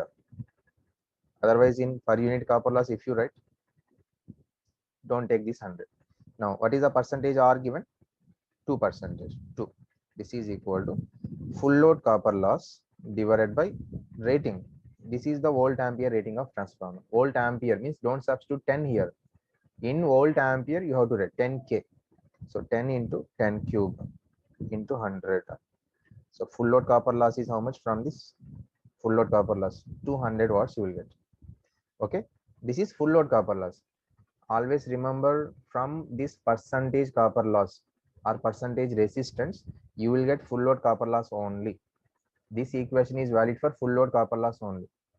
Okay, now we have the formula copper loss at any fraction x full load. What is the formula?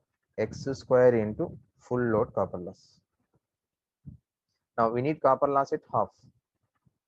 Copper loss at half full load.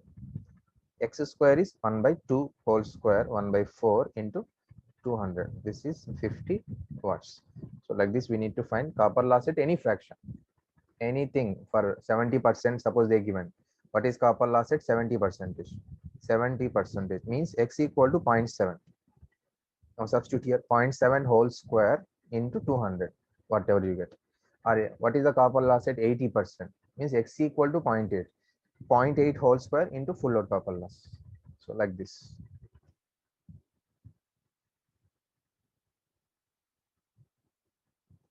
Okay, next one more question.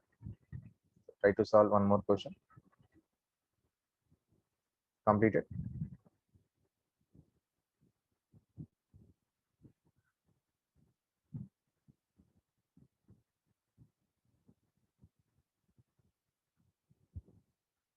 Right, one more. Write the question. A 20 kVA transformer, a 20 kVA transformer has a copper loss of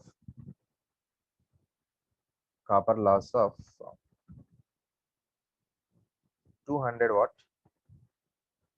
200 watt at 1/4 full load.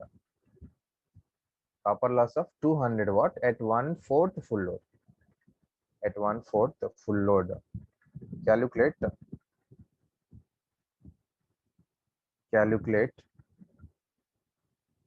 the percentage resistance of transformer. Calculate the percentage resistance of transformer.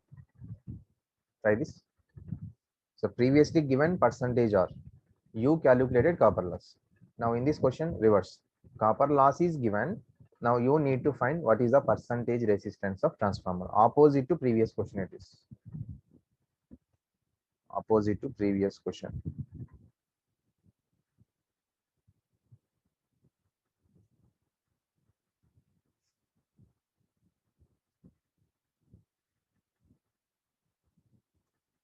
What is the answer? Yes.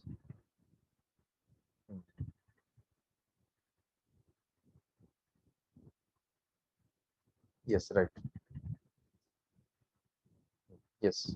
So what is percentage or of transformer?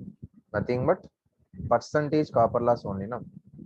Percentage resistance, nothing but percentage copper loss. What is the formula for percentage copper loss? Full load copper loss by volt ampere rating into 100. But in the question, there is a copper loss of 200 watts This is at 1/4 full load. This is not at full load condition. So first you need to calculate what is the full load copper loss. Okay, given copper loss at 1/4 full load is 200. Then what is the copper loss at full load condition? How to find copper loss at full load? You can use the same previous equation, or one more way is what we know, copper loss proportional to square of current. Full load means 1. 1/4 full load means that 1/4. So it is proportional to square of current. So I can write directly 1 square by 1/4 whole square into 200. Copper loss at full load. Okay, or 1 by x square into full load copper loss, same as the previous this equation. This equation you can utilize. Okay, then how much it is? 16 into 200. 16 into 200, 3200 watts. Now substitute here, 3200 divided by volt ampere rating is 20k, 20 into 10 cube into 100. So it will be 16 percentage. The percentage resistance of transformer is 16 percentage. Okay, so you can find percentage, or if they given copper loss, or if they given percentage, or you can find copper loss at different loads.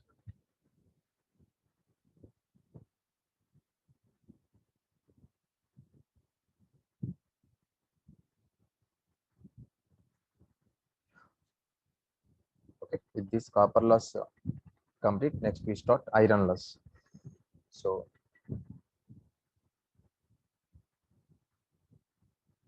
completed now, this always all everyone.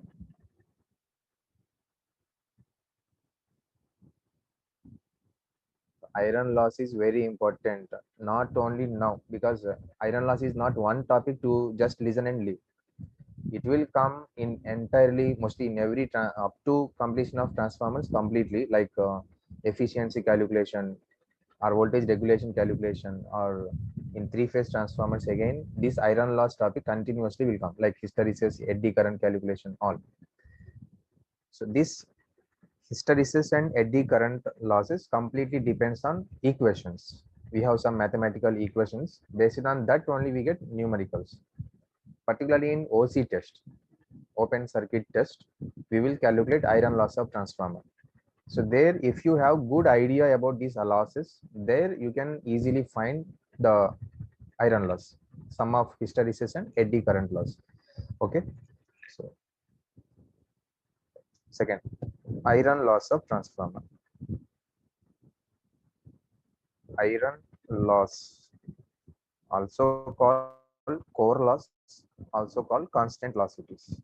So why it is constant, at the last we will see, that is at the end of this iron loss we will see why it is called constant loss. Iron loss or core loss. So this is indicated by Wi, which is the sum of two losses. One is hysteresis loss and eddy current loss. So it is a combination of two losses.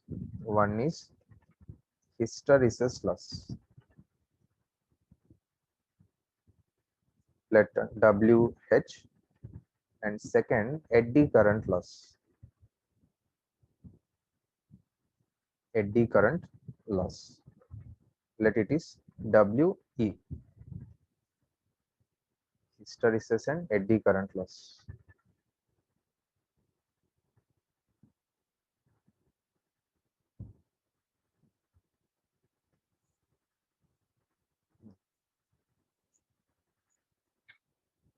Completed.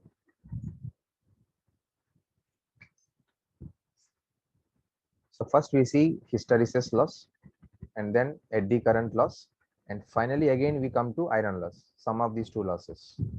Okay, right. First one, hysteresis loss of transformer. Right. First one, hysteresis loss of transformer. Hysteresis loss.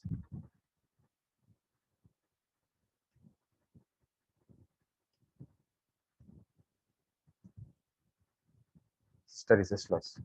Now, what is this hysteresis loss? Many people will say one word directly.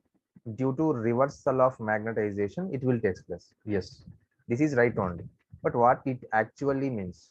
Now here I will show you the BH curve is non-linear. Why it is non-linear? I will show you here. So don't leave up to the end. I will show you the most important graph why BH curve is non-linear in this last one. So mostly today hysteresis loss only will complete, and by tomorrow only we have to see eddy current loss. Maybe by tomorrow we don't have class. Maybe Sunday I think. Sunday we will see the remaining. Okay. Today we see hysteresis loss only. See, this is due to reversal of magnetization. What is meaning of this? What is the nature of flux flowing in transformer core? Alternating. The nature of flux is what? Alternating, no? Positive half, negative half, positive half, and so on. So due to this, for every 10 millisecond, because our frequency 50 hertz, so time period is 20 millisecond. So for half cycle time period, 10 millisecond. For every 10 millisecond, the flux is changing the direction, positive, negative, and so on. Due to this, that is called reversal of magnetization. Due to this, we are getting this hysteresis loss. Now see what is actually happening, why we call it is loss. Observe. Considering one cycle of flux, alternating nature of flux. So one cycle I am taking, for example. Okay, this is flux varying with respect to time. Now let it is 0, 0 degrees, 90 degrees, 180 degrees, 270, 360. One cycle. So to complete one cycle, 360 degrees now it is. So 0 to 180 degrees, the flux is positive, and 180 to 360 negative. And again in that same half cycle, there is a variation of flux. 0 to 90 degrees. What is the nature of flux? 0 to 90 degrees, flux increasing, and reaches maximum at 90 degrees. This process of flux we call magnetization process.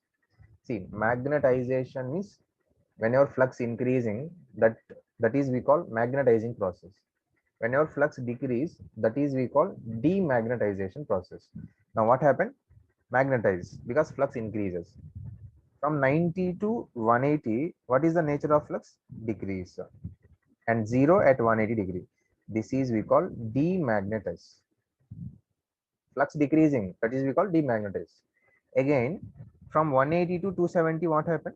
Flux increasing, but in reverse direction, and maximum at 270 degree. Now, this is also magnetization only, no? Yes, this is also magnetization, but in reverse direction it is. Next, 270 to 360 degrees. What is the nature of flux? Decreasing to 0. This is we call demagnetization. Only one cycle we are considering, and we will apply in the material what happened it is. Okay. Now, this nature of flux flowing in core or magnetic material. Now, if you consider silicon steel, that is we are using now material for transformer core. If you consider a small piece of silicon steel, ferromagnetic material it is. See, in these magnetic materials, we have dipoles. Dipoles. How many dipoles? Can we count these dipoles? No. Some lakhs of dipoles will be there in small piece of material also. Dipole. Why we call dipole? Because suppose there is a magnet, permanent magnet is there. This is north, south. If you break it is into two parts, it will act as two magnets or not? Yes. And if you break it is into 100 parts, it will act as 100 magnets or not? Yes. So like that, if you break any number of parts, two dipoles definitely exist. Dipoles, two poles, north and south, poles will exist. Like that, if you consider a magnetic material, we have number of dipoles in this. So these dipoles we indicate like this with a arrow. Arrow indicates that flux direction. What is the flux direction in a magnet always? If it is north south, what is the direction of flux in the magnet? south to north internally and externally north to south. This is the flux direction. So this internal arrow indicates this dipole indication, that is. So this type of dipoles, lakhs of dipoles will be there. We cannot count, we cannot see also. This is one dipole. See. And this is one dipole. So for example, just I am taking some 4 dipoles. Okay, some 4 dipoles I taken just to show it is. So each one is called dipole here. Dipole. This is also called domains. Dipole or domains. Okay, dipoles are domains. So if you observe this microscopic picture of this magnetic material, the dipoles are domains are present randomly. Randomly means is all in one direction? No. This is whenever no flux is passing in the material. This is the position of dipoles. Okay. When there is no flux means you did not given any supply to transformer. At that time, is any flux is there in the core? No flux. At that instant, this is the position of dipoles. Is any dipole having, are all the dipoles is in any one direction? No. One is upward, one is downward, like this. Randomly they are present. There is no any orientation for this. But now what happened? Check. Let us allow the flux. Suppose flux is entering or passing in the material. Now we will observe for each quarter half, that is 0 to 90 degrees, what happened. So let us consider first 0 to 90 degrees. What happens? Observe here. So 0 to 90 degrees. What is the nature of increasing? Suppose flux is entered into the material. Flux passing now. If it is 0 to 90 degree position, flux is increasing due to that magnetization process. These dipoles slowly align in one direction. All these dipoles slowly align in one direction. Now, this is the position of dipoles exactly at 90 degrees. See, when flux is 0, this is the position, first one, randomly present. But slowly, whenever flux increasing, step by step magnitude increasing, exactly at 90 degrees maximum flux, at that instant, this is the position of dipoles. All dipoles are in one direction. All dipoles align in one direction because of magnetization in that direction. Now, this is at 90 degree. Okay, this is at 90 degrees. Next, 90 to 180 degrees. Listen carefully here. 90 to 180 degrees now. Now, what happens from 90 to 180? Flux in the material, magnitude of flux decreasing. That is called demagnetization process. Now, during that, what happens to these dipoles? Observe. Now, these dipoles, whenever flux is increasing, all try to align. Now, whenever flux is decreasing or force is decreasing, now all dipoles will come back to the random position slowly. All dipoles will come back to random position slowly. Random position. This is the position exactly at 180 degrees. Why? At 180 degree, what is flux? 0. If there is no flux, there is no force acting on the dipoles. So they are randomly present. Randomly they are present. Okay. This is at 180 degrees exactly. Next. 180 to 270 degrees. 180 to 270. Now you may guess easily what happened. So what is the nature of flux from 180 to 270? Observe the figure. Flux increasing, but in the reverse direction, flux increasing. So whatever 90-degree position dipoles in one orientation, opposite to that orientation will be there, like this. All dipoles will try to align in one direction, which is exactly opposite to 90 degrees. This is the position exactly at 270 degrees. Maximum flux negative. That's why it is exactly opposite to 90. Okay. Next, again remaining 270 to 360 degrees. 270 to 360. Now what happened? From 270 to 360, what is the nature of flux? Decreasing, decreasing. At 360-degree, flux is 0. Flux is 0. Due to that, again, exactly at 360, as flux is 0, all dipoles will attain a random position like this. Like this, the dipoles will change. This is for one cycle only. This is for only one cycle. Now, what is our frequency? 50 hertz. Means 50 cycles per second. Means in 1 second, in one cycle, one time orientation change. Like that, in 50 cycles per second means 50 times the dipoles are changing the direction like this, quickly, very, very quickly. 1 second, one time. 50 cycles per second means 50 times it will change the orientation or direction of dipoles. This is at 90-degree, this is at 270, this is at 90, 270, and so on, continuously 50 times in 1 second. So during this orientation from one direction to other direction, these dipoles will consume a small amount of power. These dipoles will consume a small power from supply. So they will consume because freely they don't rotate now. Why they are rotating? Why the dipoles are rotating from one direction to other? Because of the force is there inside, magnetizing force changing, positive, negative, positive, negative. Due to that reason, the dipoles are changing. So during the change in the orientation or direction, these dipoles are consuming a small amount of power. Now, that is loss for us, but that is useful for the dipoles.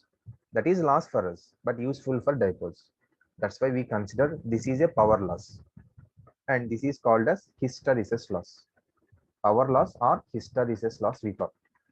Now tell me, if the nature of flux in any core is DC, constant flux, is there hysteresis loss? No.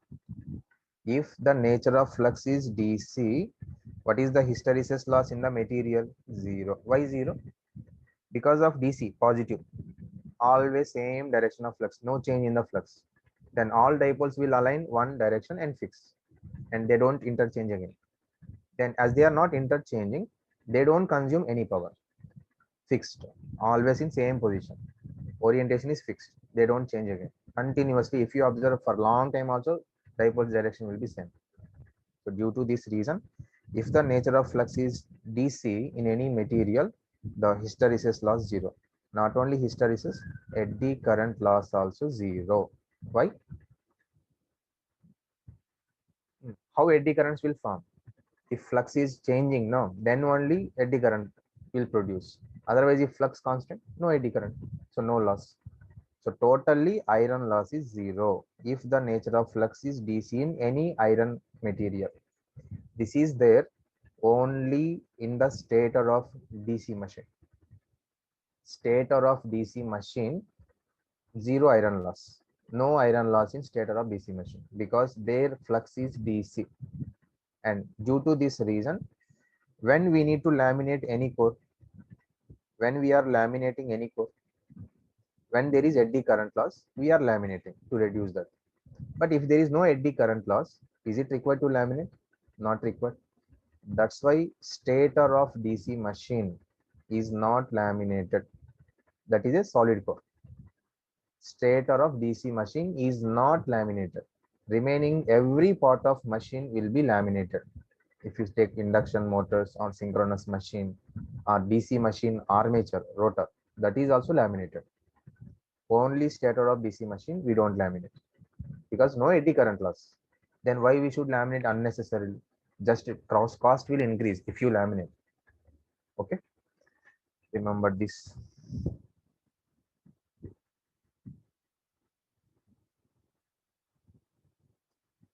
So write the statement of this hysteresis loss. Write statement. Whenever any magnetic material, whenever any magnetic material is subjected to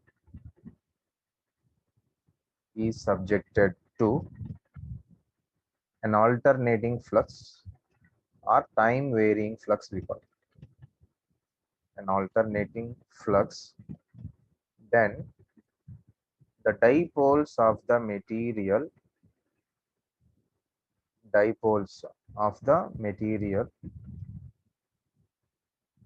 will interchange. The dipoles of the material will change their orientation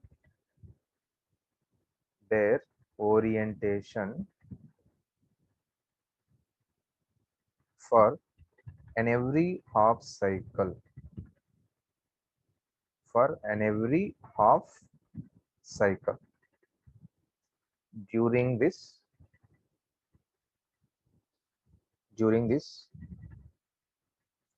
the power consumed by dipoles, the power consumed by dipoles is called as hysteresis power. Hysteresis power are treated as a hysteresis loss. Treated as hysteresis loss. Treated as hysteresis loss it is. Okay. So can you measure this hysteresis loss by keeping any meter? No. So we cannot measure hysteresis loss with any meter. Like power we are measuring in electric circuits by placing watt meter in the network circuit. But here in the core, in the transformer core, we cannot find any meter directly. So you cannot find hysteresis loss directly. So for this, we have one mathematical equation given by one of the scientists. So directly we utilize this equation to calculate hysteresis and eddy current loss, both. Okay. Now, before that, let's see why BH curve is non-linear. I will show you here itself.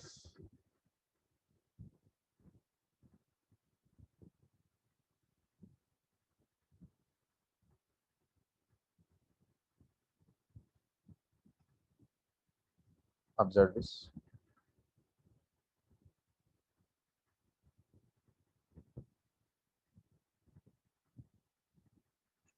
BH.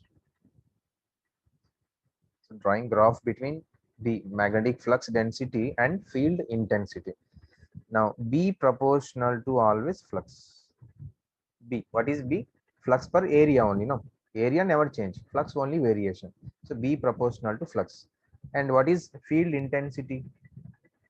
MMF. What is MMF? Ampere turn per unit length. That is field intensity is MMF by unit length. So H equal to Ni by L. So in that H proportional to mainly current. Ni by L. N constant, L also constant, only current variation in winding. So H proportional to I. So this axis you can treat as flux and current axis or BH axis. Okay. Now observe. So little concentration required to understand why it is nonlinear. Observe here. When current is zero, what is flux? Zero. When current increase, flux also increase. Current increasing, see this is current axis. When current increase, flux also increase. Now 0 to 90 degrees it is. This is 0, 90 degrees. 0 to 90, what is the nature of flux? Increasing. So this is magnetization process. 0 to 90 degrees, flux increasing, maximum it reaches here, suppose. Okay. Current increases, flux also increases. Now, whenever current decrease, flux also should decrease or not? Yes. So little concentration required. See, this is our current signal, magnetizing current, I mu. And flux also in phase with this, no? Yes, flux also in phase with this. Whenever current is increasing, flux also increase.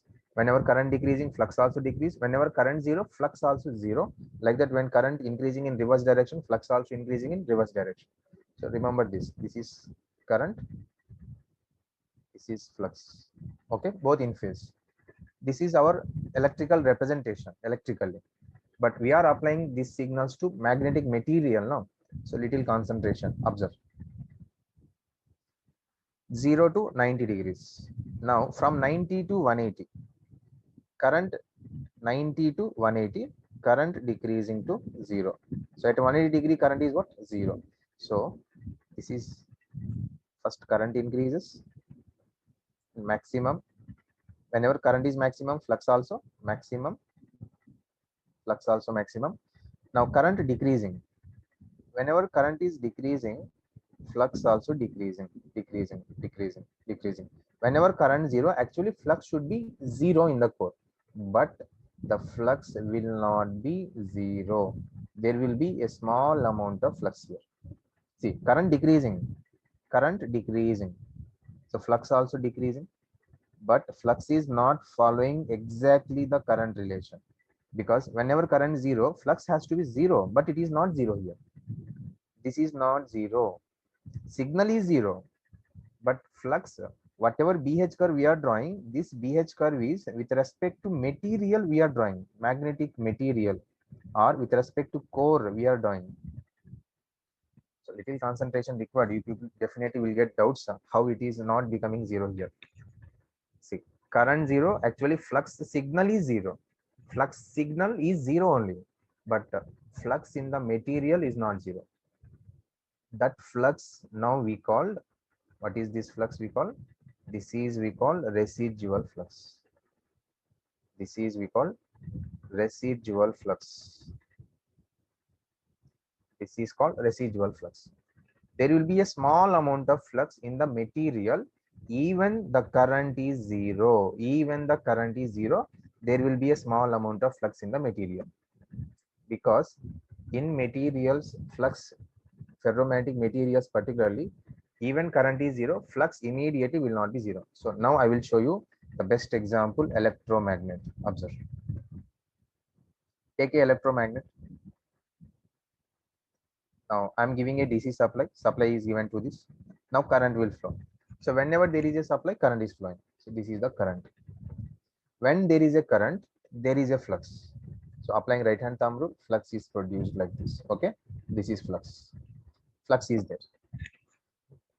Okay, now flux is there. It is acting as a magnet. Suddenly now I will remove this supply. I will remove the supply. Tell me, there is the flux in the magnet is now 0, or it will be there little bit. It will be there, no? Yes. Totally flux is not 0. There is a small amount of flux still for some time. For some time, that flux we call residual flux. This is the same thing happening in transformer core also. Current is 0. See, current is 0, no? Current axis it is 0 here. But flux in the core is not 0. There is a small amount of flux still present in the core. That flux we call residual flux. Okay? That flux we call residual flux. Okay? Now, see, now current is becoming negative. Follow the carefully this diagram. Now slowly current is negative. Current negative means what is the flux newly produced? Actually flux produced opposite. No, if previously flux positive, here observe, here positive flux. When current is 0, still there is some positive flux.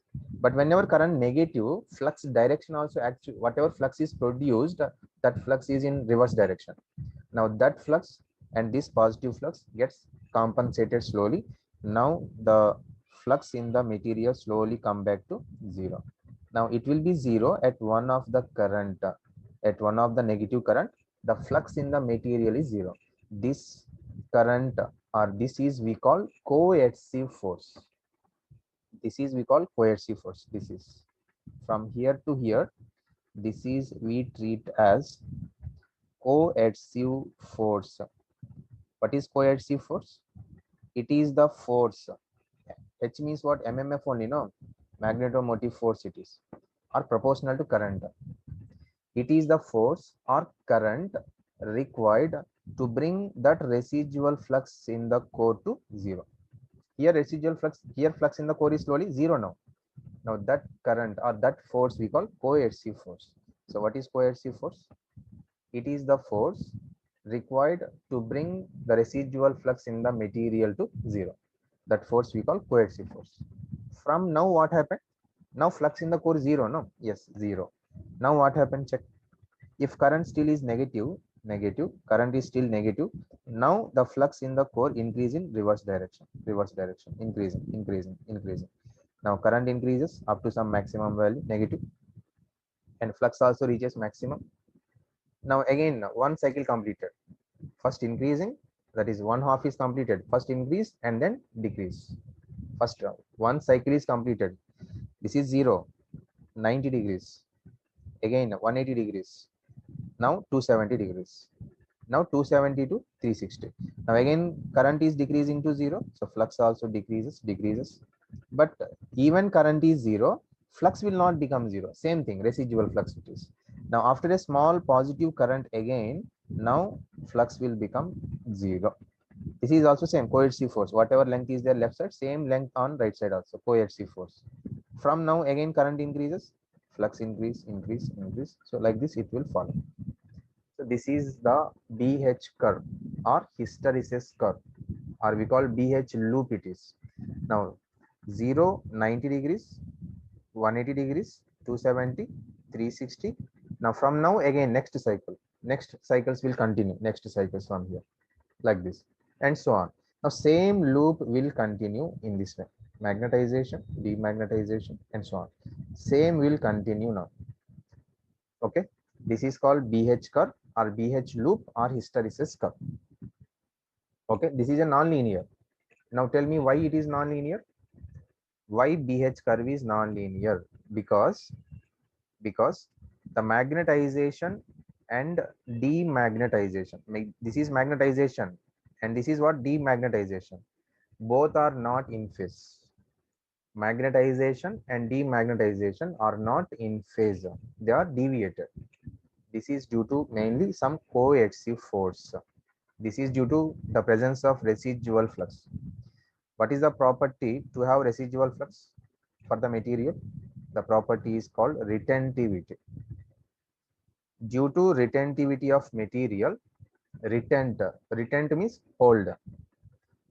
Even current is 0, actual flux to be 0, but in the material it will hold some flux.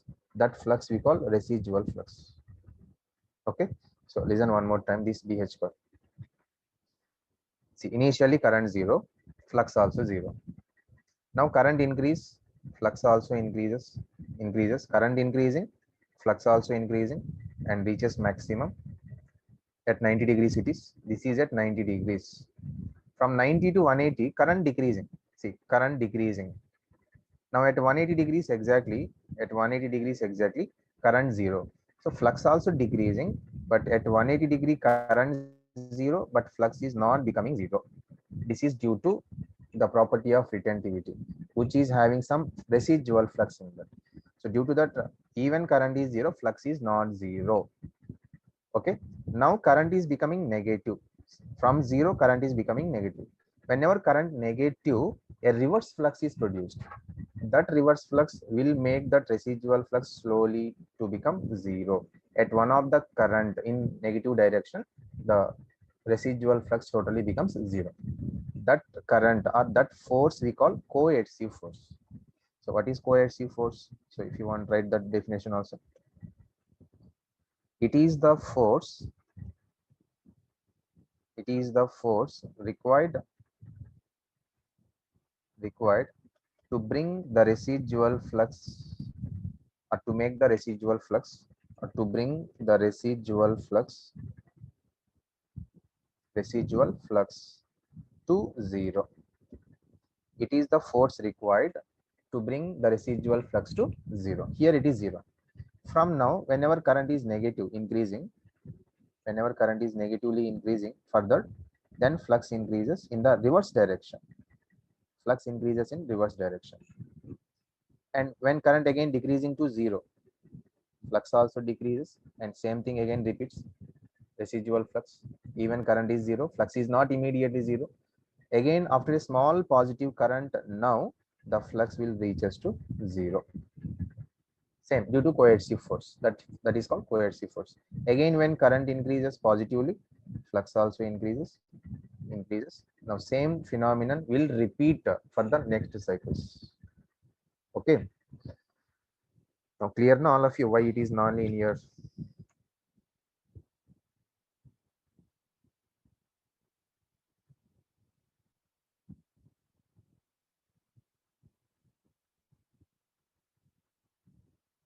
Yes. Yes. Residual flux is due to the property of material, that is a property we call retentivity of the material, because we are using ferromagnetic material. So in these materials, even if you remove supply or current is zero, flux in the core will not be zero immediately. For some duration, based on the material strength, up to some duration, the small amount of flux will be there in material. That flux we call residual flux.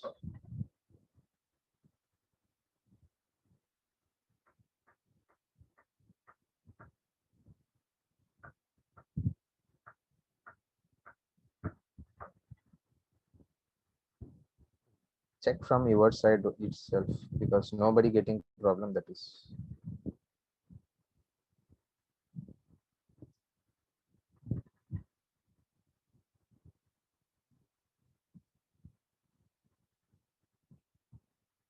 Don't confuse.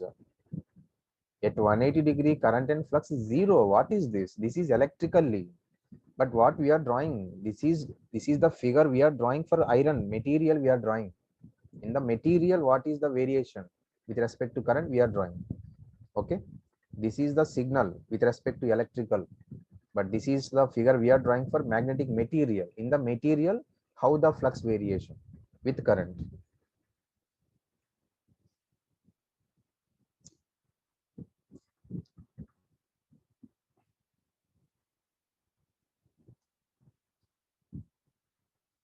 Retentivity is what? Retentivity means it is the ability to hold flux in the material. It is the ability of material. It is the ability of material to hold some flux, to hold some flux. Okay.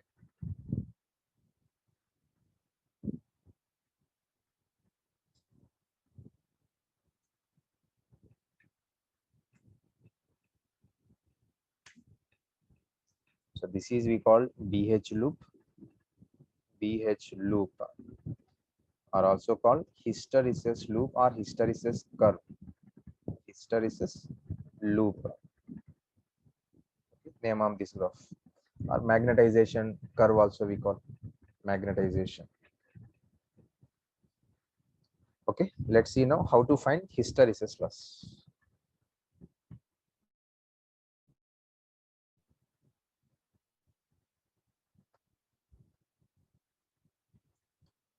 See, retentivity is the property.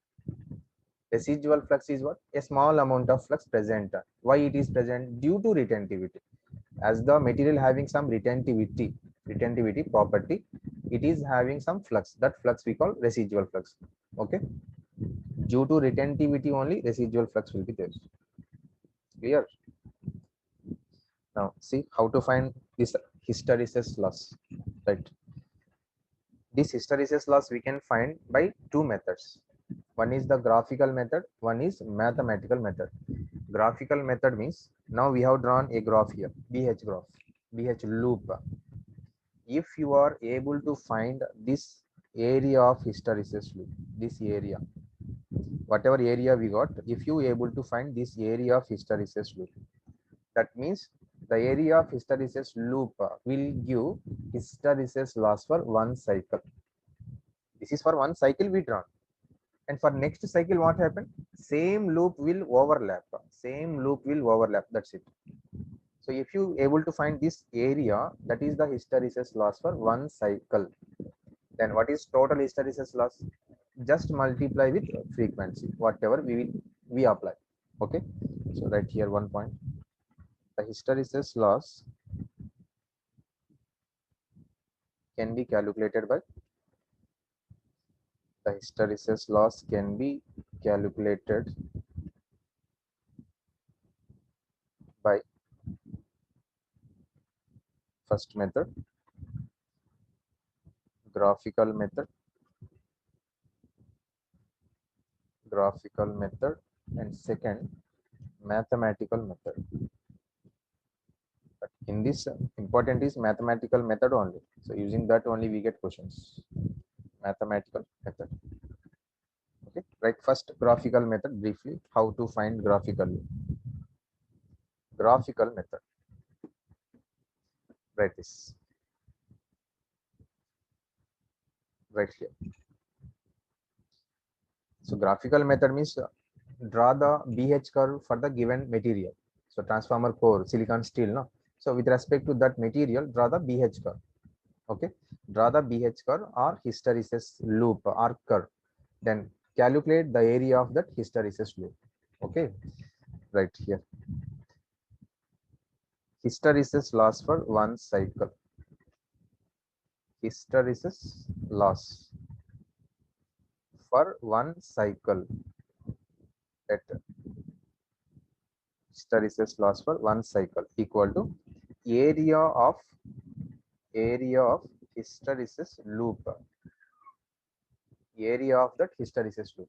But is it easy to find that area of hysteresis loop? Observe, what is the shape of that hysteresis loop? Non-linear shape.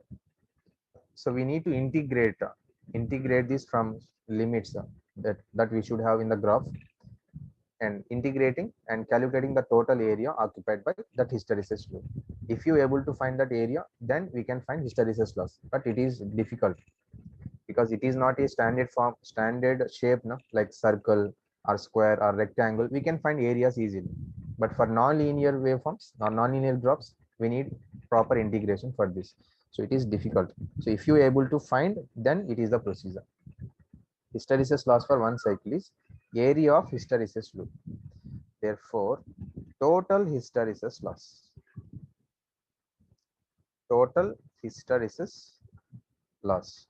WH equal to area of hysteresis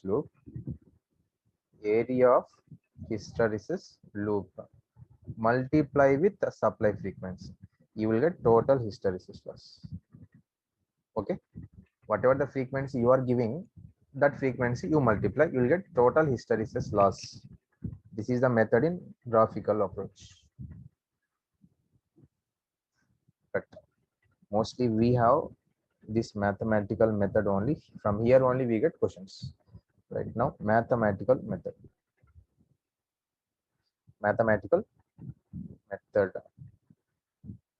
Second, mathematical method.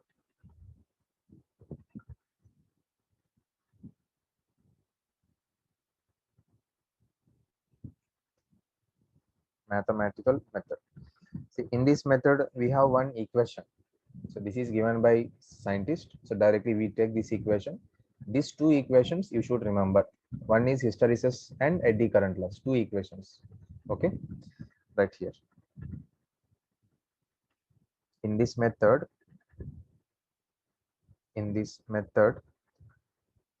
hysteresis loss can be calculated. Hysteresis loss can be calculated by using an empirical equation.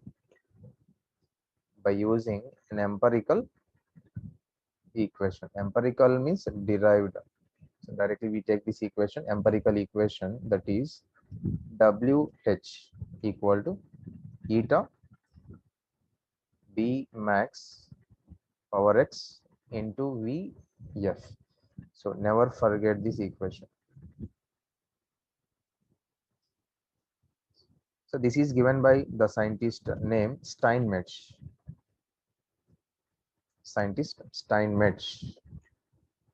Okay, Steinmetz. And here this eta we called Steinmetz coefficient.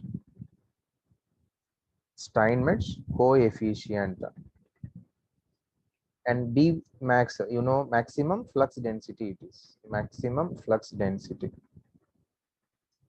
and x is Steinmetz coefficient, Steinmetz exponent, Steinmetz exponent, and the value of this x is 1.6. This is for silicon steel, silicon or CrGO steel, anything x equal to 1.6. So whether it is mentioned or not, x is always 1.6 only we take, because which material we are using? Silicon steel. So for silicon steel, it is the highest value is 1.6 only, and for remaining cast steel, cast iron, x will reduce, like 1.5, 1.4 will be there.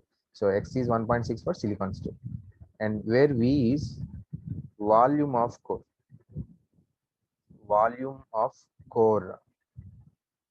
If volume increase, definitely hysteresis loss increase, because when volume increase, dipoles increase, and more dipoles, more power consumption. So that is more loss for us.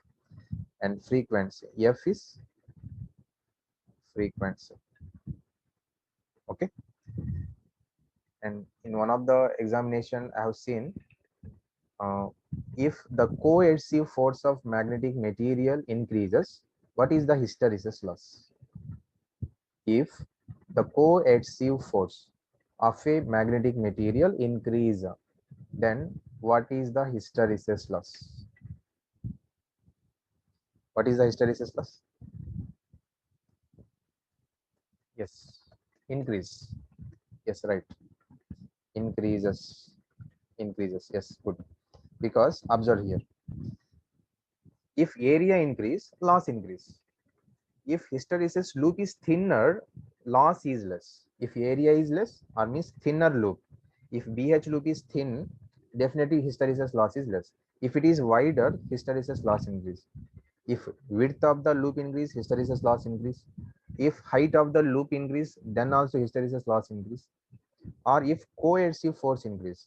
See, this is coercive force. This is coercive force. If this is increases, means width will increase automatically. If width increases, then automatically area of the loop increase. So hysteresis loss also increase. Okay. So remember this.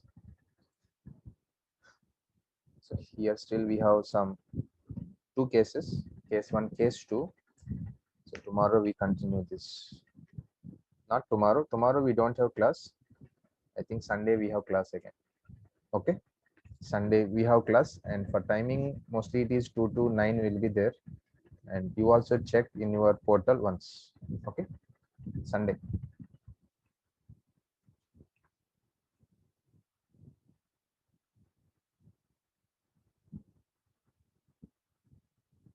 Okay.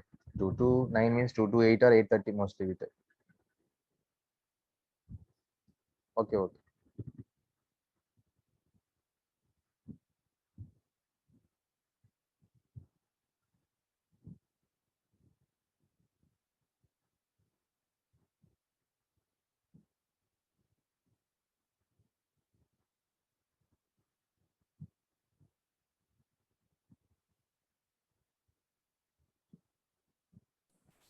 Hello, sir. Tell me, Prajit. So, good evening, sir. Sir, slide number 26. 26. Sir, actually, my net was disconnected at that time. Can you re-explain this? This one. Kelvin's field windings of this, the right-hand side This part. is just I given regarding resistance, different resistance we have, no? Yes, Low sir. resistance, medium resistance, high resistance. Low means less than 1, medium is less than 1K, high means greater than 1K. Okay. Okay, in measurements you will get this is just I given brief information. And how to find the resistance? Low resistance, which method is best? Kelvin's double bridge is best for low resistance. Okay, okay, sir. For medium resistance, what is the example for low resistance first? All transformer windings and armature windings less Okay. than 1 ohm. Medium resistance example is field windings. Yes, sir. 100 ohm, 200 ohms will be there. Yes. For field winding or medium resistance calculation, which method is best? These two methods, Wheatstone and volt ammeter method. Okay, sir. And for high resistance, Yes, sir. example is insulating material, and methods are Megger and LOC, loss of charge. Okay, okay. Thank you so much, sir. Okay. Good evening, sir. Tell me. Sir, in 35F, Uh, Sir, here E1 is induced EMF process, so its flux is opposite to main flux. E1. 35, sorry, 34, I guess. Yes, sir, this one. Here, E1 is due to induced induced E1 is due to flux. main flux. Ah. 5. EX1 is due to leakage flux. Sir, E1 is induced, no, sir. E1 induced and EX1 also induced. This is induced due to what? Additional this leakage flux, no? See, let us consider due to the current I1 here, primary current, total 100 flux lines produced. In that 100 flux line, 90 lines are in the core. They are circulating in core. Due to that 90 lines, the EMF induced on primary is E1, and due to that secondary side EMF induced is E2. And due to the 10 lines, where is the 10 lines here? Rotating primary side, here itself. In through air, it is completing their part. Now that due to that 10 lines, whatever EMF induced, additionally will induce in the winding, no? Okay. Sir, how it is plus and it is like it should be minus, no, sir. It is leakage. So okay, don't neglect that plus here. Just I shown. Remove that plus also. Remove this. So due to main flux, EMF induced is E1. Okay. And due to leakage flux, additional EMF induced is EX1. Now to compensate this induced EMF, we are considering additional inductive reactance drop in the winding here, I1, X1, on both primary and secondary side. That means it can be E1 minus EX1 also. E1 minus, because this is due to total flux, whatever EMF induced on primary, total flux is addition only now. Total 100 lines, total EMF will be let 100 volts. Okay. In that 90 lines only present in the core material, iron material. And due to that 90 volts is induced. And where is the 10 lines here? 10 lines are circulating through air. Now here itself it is flowing in the primary winding only. And that 10 lines also will cause an EMF in the winding or not? Sir, but E1 is induced in the sense its flux is opposite to main flux, no, sir. So it is opposite to main flux, and this leakage is in the direction of main flux. So they should be minus. Okay, no, leakage flux direction we cannot draw directly. Just we represented now here. Leakage flux direction, how can we find? It is, however, from main flux, no, sir.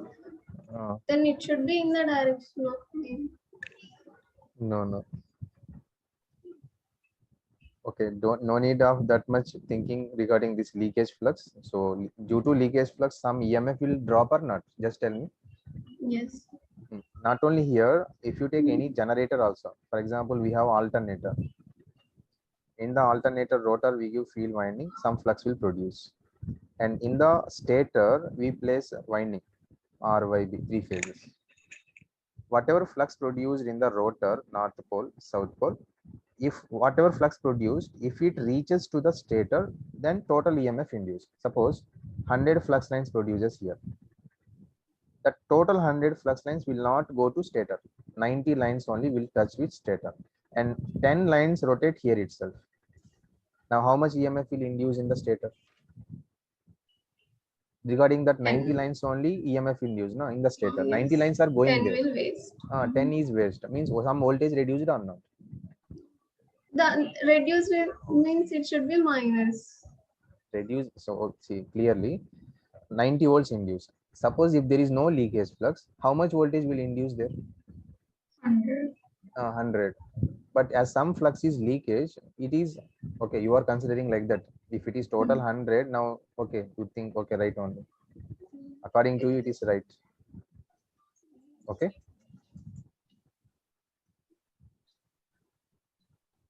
Any more? So this should be E1 minus EX1, sir. Yes. Any other?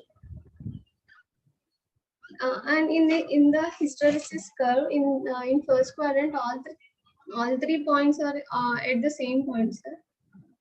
Like Or this one? ending point is ending Or point is little far away from that. it is little far away because Okay. already there is some current here now that is Oh. making residual flux 0. Then to have the same maximum flux, it will take little more current. Okay, Okay.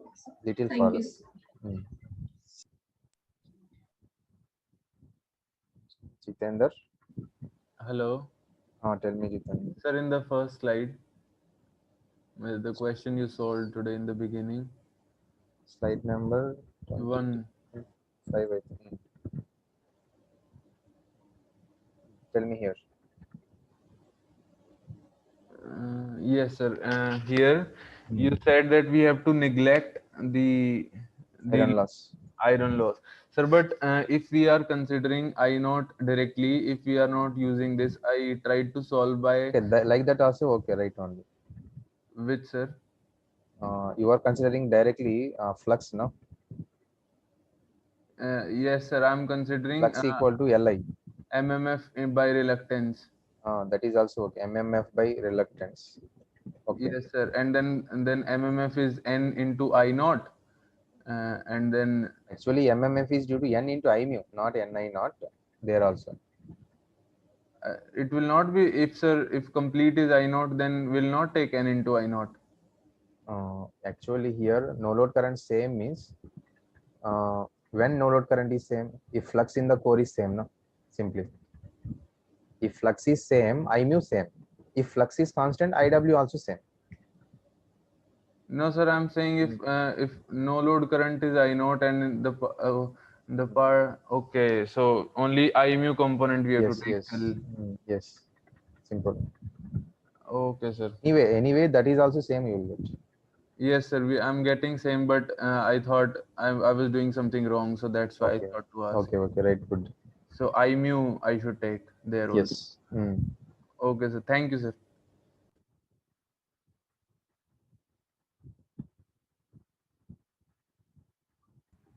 Hello, good evening, good morning, good evening, sir. Tell me. Rakesh. Sir, can you once exact equivalent circuit slide, sir? Slide number. Circuit. Number is Actually, I forgot. Previous to this, sir. next. Okay. Exact equivalent Exact. Yes, circuit. sir. This Yes, one. sir. Yes, sir. Sir, my doubt is here, like, you are Uh, taking R2 primary side as R2 dash and X2 uh, as X2 dash and load as uh. X2 dash. But why we are not taking I2, sir? I1. What is I2? K times of I1 dash. No, I1 Yes, sir. dash equal to K1. KI2. No. Then what is Yes, sir. I2? I1 dash by K. So I1. if you transfer I2 to primary side, what it will become? KI2. You have to multiply current K. with K and you have to divide voltage with K. Yes, sir. V2 dash we divided no, by K. V2 by K. Current is Yes, sir. reversed no with respect to K. That's why just multiplying KI2. This is KI2. So I2 only I1 dash KI2 here. is here like Both equal. I1 okay. dash equal to K8. I2 dash. Okay. Sir, but I1 dash generally like in the yesterday's discussion we consider that as a flux which it is a current which is used to reduce the flux, no sir, to maintain constant flux. Yes, yes. To compensate Now secondary this flux. yes sir. So sir, my doubt is like I1 dash is equals to I2 dash, sir. Correct, sir? No, I1 dash is K times I2. No, not exactly equal to I2. So in the I2 dash, last sir. I2 yesterday's dash. class in load operation, I2 dash equal to KI2. Yes, sir. I2 is transferring to primary, no? Then I2 dash Yes. was KI2. That KI2 is Okay. nothing but here I1 dash. Both are same. Okay, sir. Okay. Okay, sir. Sir, and next sir, in copper losses. Mm. Sir, yes, sir. In this, like, can you tell why you put a cross mark to I2 load, I2 full load, sir? I2? I2 full load, why you put a cross mark there? Bottom, sir. Yes, sir. Maybe at that time I may say some statement because of the why I forgot why I placed. We can consider no, sir. I2 full load also. Anything you can calculate, but for some reason I said it is. Okay. Okay. Okay. Okay. Thank you, sir. Okay.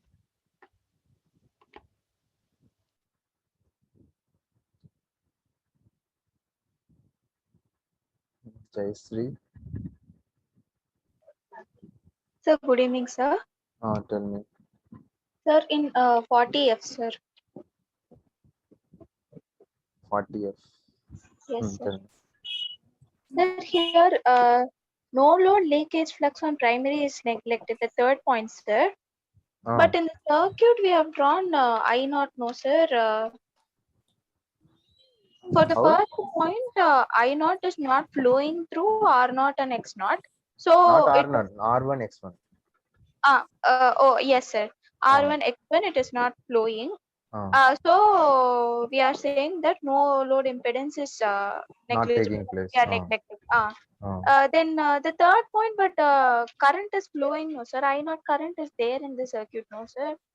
How no load leakage flux is neglected, sir, on primary? So, okay, you are considering no load. Actually, due to leakage flux only, we are considering I naught X1. Oh, Okay. Sir, Due to leakage flux only, we have considered reactance drops. Okay, sir. Then I naught X1 is not taking place means corresponding leakage flux also not taking place. No, means we need to neglect that. Neglecting that corresponding leakage, no load leakage flux. Then we no need to draw that no load branch, no, sir, shunt branch. See here, I naught is flowing in R naught X naught. This is there, but it is not flowing in R1 X1. Yes, sir. As it is not flowing in R1 X1, that's why we neglected whatever the corresponding deviations we are getting, we neglected here. So that is not flowing in only R1 X1, no, but it is flowing. I naught is there, but for our calculation purpose, we neglected because that is not flowing in R1 X1 branch. Okay, sir. So that is clearing the first point only, sir. Only, no, Clear, sir. but no need to write third also, because if it is asked particularly about leakage flux, then you can consider. Otherwise, not required this point, because already here we neglected I naught X1 means leakage flux neglected in that itself. Yes, sir. For simplicity only, no, sir. But actually, there will be there, no, sir. Yes, correct only. Yes, sir. Sir, then in the 48F, sir. Sir, yes, sir. In this, the copper loss in full load, you have written 1 square by 1 by 4 square, no, sir? This is formula only. What is the formula of copper loss at full load? Reverse 1 by x square into copper loss at fraction of load. 1 by x square. So I written directly, because if you don't know formula also, no, directly also you can use like this. See, copper loss proportional to square of current.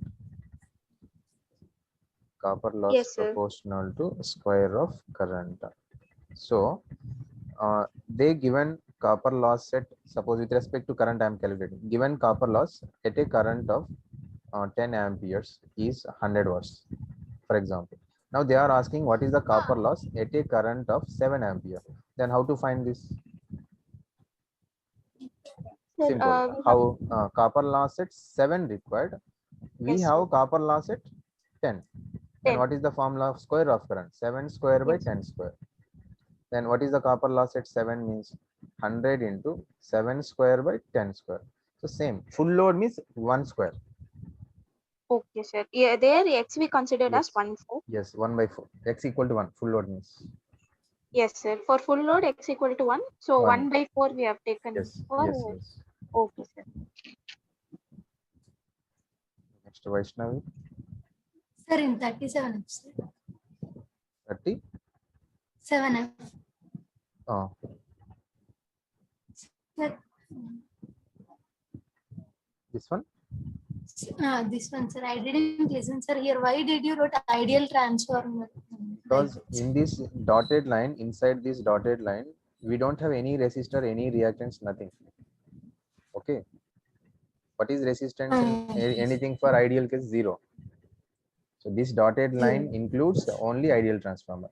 So if you take completely, that is practical case, because we have resistance, reactance, leakage flux, everything.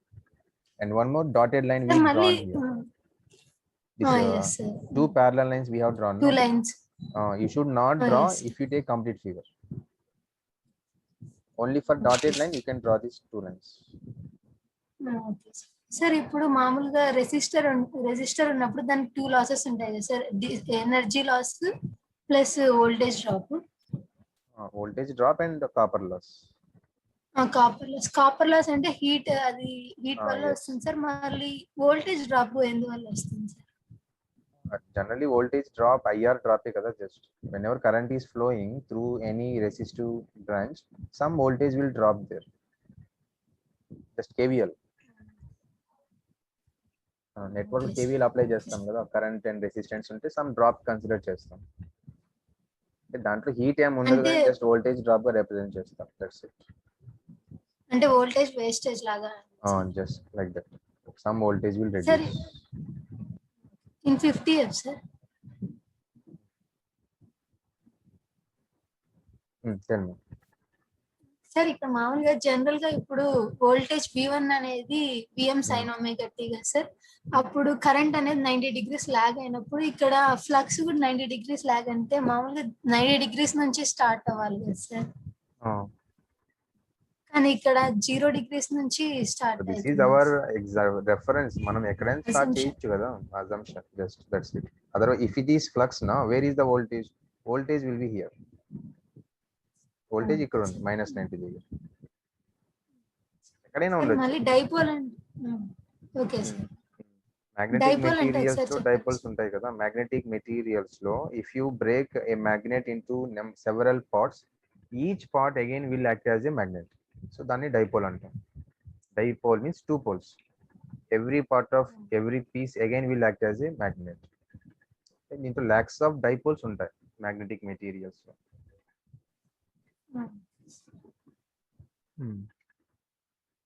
ఇవన్నీ అర్థం అవ్వాలంటే మీరు magnetic materials again clear గా చదవాలి ఒకసారి.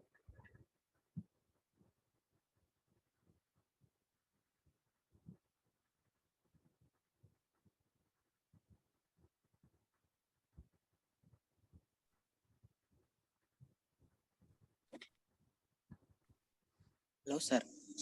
Anil, tell me. Yes, sir. Sir, I have a doubt on yesterday, sir. Can tell me that? When two conductors carrying current, we will going to say, and that can be applied on the transformer, sir. Yes. Can you please explain that once again? Page number గుర్తుందా? No, sir. I don't.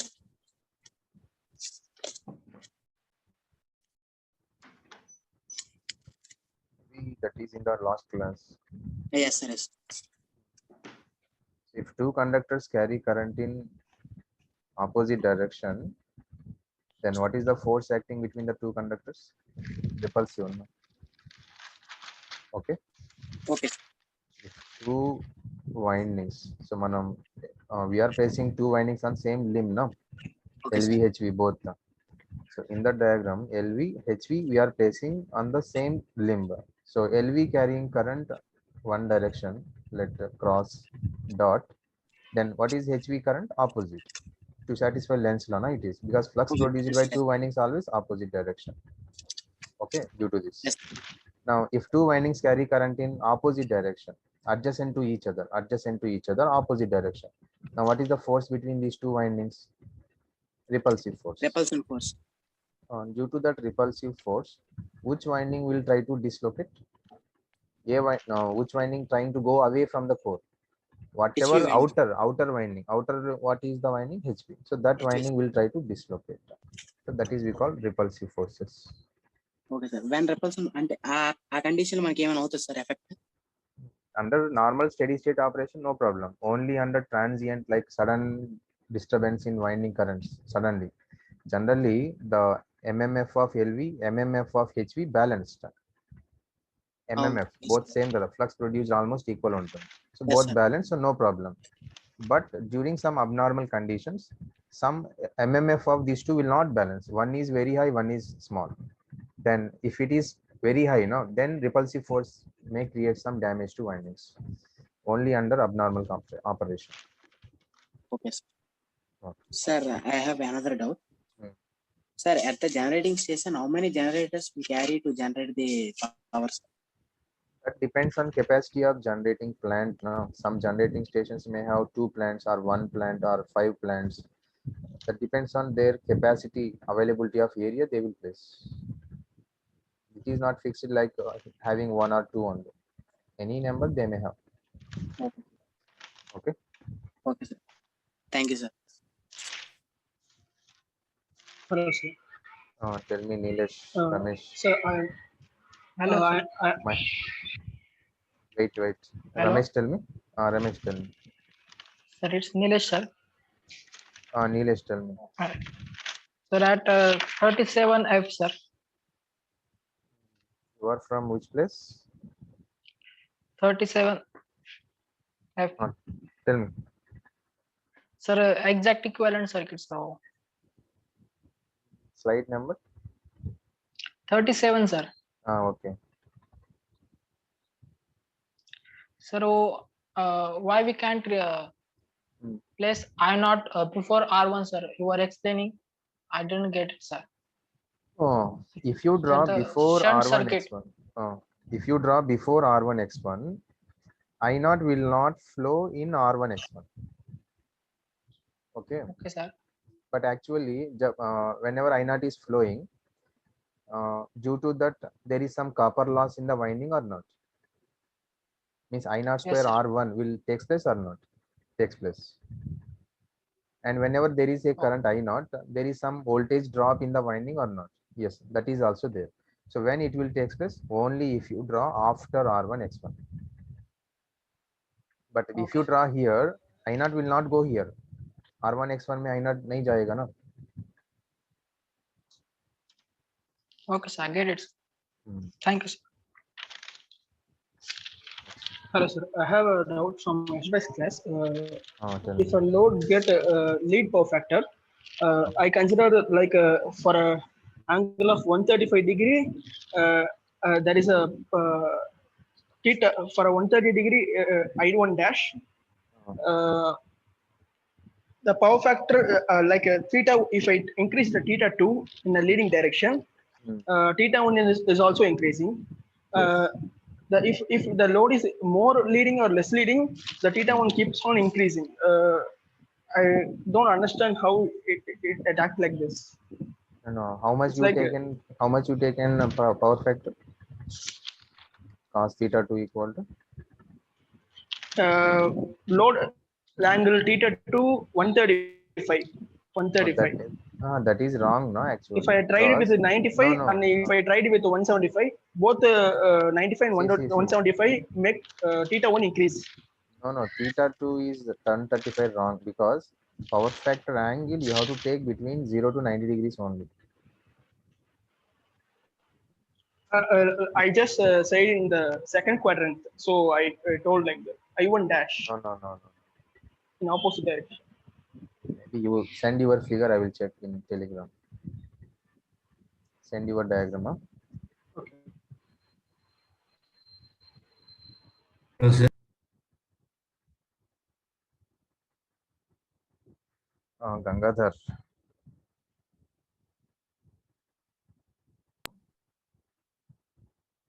Page number 50, sir. 50. Tell me. Sir, in case of DC, you said that the iron losses are 0, no, sir? Yes. Sir, how, sir? Once again, please explain, sir. Because totally iron loss, nothing but hysteresis eddy current. Hysteresis loss depends on variation of flux. No? Whenever flux changes positive, negative, then dipoles also changing. During that, they are consuming power. But if flux is DC, is the dipoles will change? No, sir. No, then there is no power consumption. Sir, regarding eddy current losses, during DC also the field will be present, no, sir? field is present but not varying. No, according to Faraday's law, when EMF will come? Only when variation is there. No, sir. Stator, If current is present, no, sir. According to right hand thumb rule, when EMF is some field is present, around what the is current is. what is that field? What is that field? Constant. No? Yes, sir. Constant. When stator, suppose this is stator, what is the flux passing in the constant magnitude? So it is not varying. Whenever conductor is stationary, flux also stationary. First, is EMF will induce? No, sir. Then how currents will flow at that time? No current, no eddy current, no eddy current loss. Okay, okay. Good evening, sir. Hello, sir. Saran, tell me. Sir, in yesterday's class, you gave an example of giving excitation to 100 volt side and 200 volt side. That I did not understand, sir. How to take that 100 volt side and. Okay, you only mistake that is confusion, no? See, what is that question? 200 by 100 volts, no? 200 by 100 volts, sir. What is the meaning of that 200 by 100? First, try to understand. Then you will get. That is, you make that volt. So there is a transformer. One winding is 200, other winding is 100. So they Yes, given like E1 by E2. So in this case, you can change your primary, secondary or not. Suppose I want 100 is my primary. Okay, according to the date nameplate, it is primary E1, it is secondary. But I will change that same transformer. I will give 100 volts as primary, 200 volts is secondary. I will consider, I will give source here. And I will connect load to this. Anywhere you can use transformer. Okay, or directly also you are using. Suppose what it means, the voltage rating. If you 200 on primary means you need to give supply voltage 200. Okay, if you apply 200 volts supply voltage, how much voltage you will get on secondary? 100 volts you will get on secondary. Or same 200 volts side, suppose you given 100 volts, how much voltage you will get on secondary? 200. 50 volts only. 50 volts. 50 volts. Like that you take from secondary side now. Suppose secondary 100 volts side I given 100, then how much voltage I will get on other side? 200. 200. See, I taken LV as my primary now. Okay, sir. Okay, if I given 100, 200 you will get. Suppose same 100 volts side I will apply 50, then how much voltage you will get on other side?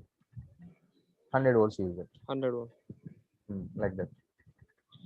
Sorry, you gave an example of like frequency, no, sir, 40 hertz and 60 hertz like that. So there also 200 volt, 50 hertz initial. 200 volt, 50 hertz. Then how much voltage you will get on secondary? 100 volts you will get. Okay. Suppose Okay, same 200 volts side, I am applying only 100 volts. Only 100 volts. Okay, sir. At the same time, I am reducing frequency also. V1 by F is constant, 25 hertz. Then how much voltage you will get on secondary? 50 volts. Okay. Because So V1 by F we are keeping constant here. Okay, sir. Okay, sir. Okay, then we get 50 volts here. Otherwise, if you keep 100 and this is 50, what is the flux density? If it is 50, what is flux density? Decrease. When flux density decrease, what is the flux in the core also? Decreasing. Then your secondary voltage is not 50, less than that you will get. Okay, sir. Okay, sir. Still any doubt? Sir, that 80 volts also same like this only, sir. 80 volts. Oh, yes. That 80 volts we applied on other side. If you apply 80 volts on other side, how much voltage you will get on this side? 160 you will get. Okay, sir. Sir, here you told V by F is equals to constant, no, sir. Here 200 by 50 means 4. Okay, sir. Okay, sir. 100 by 25 you have to apply. Okay, sir. Okay. Hello, sir. Shivaji. Shiva. Sir, good evening, sir. Sir, Page number 33 F, sir.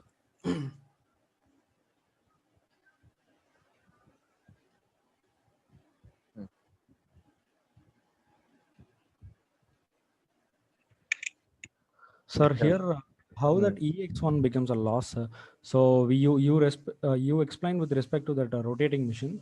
So I understood that, sir. So if we apply the same analog here, then EX1 will be the voltage that is supposed to be induced in the secondary winding, right, sir?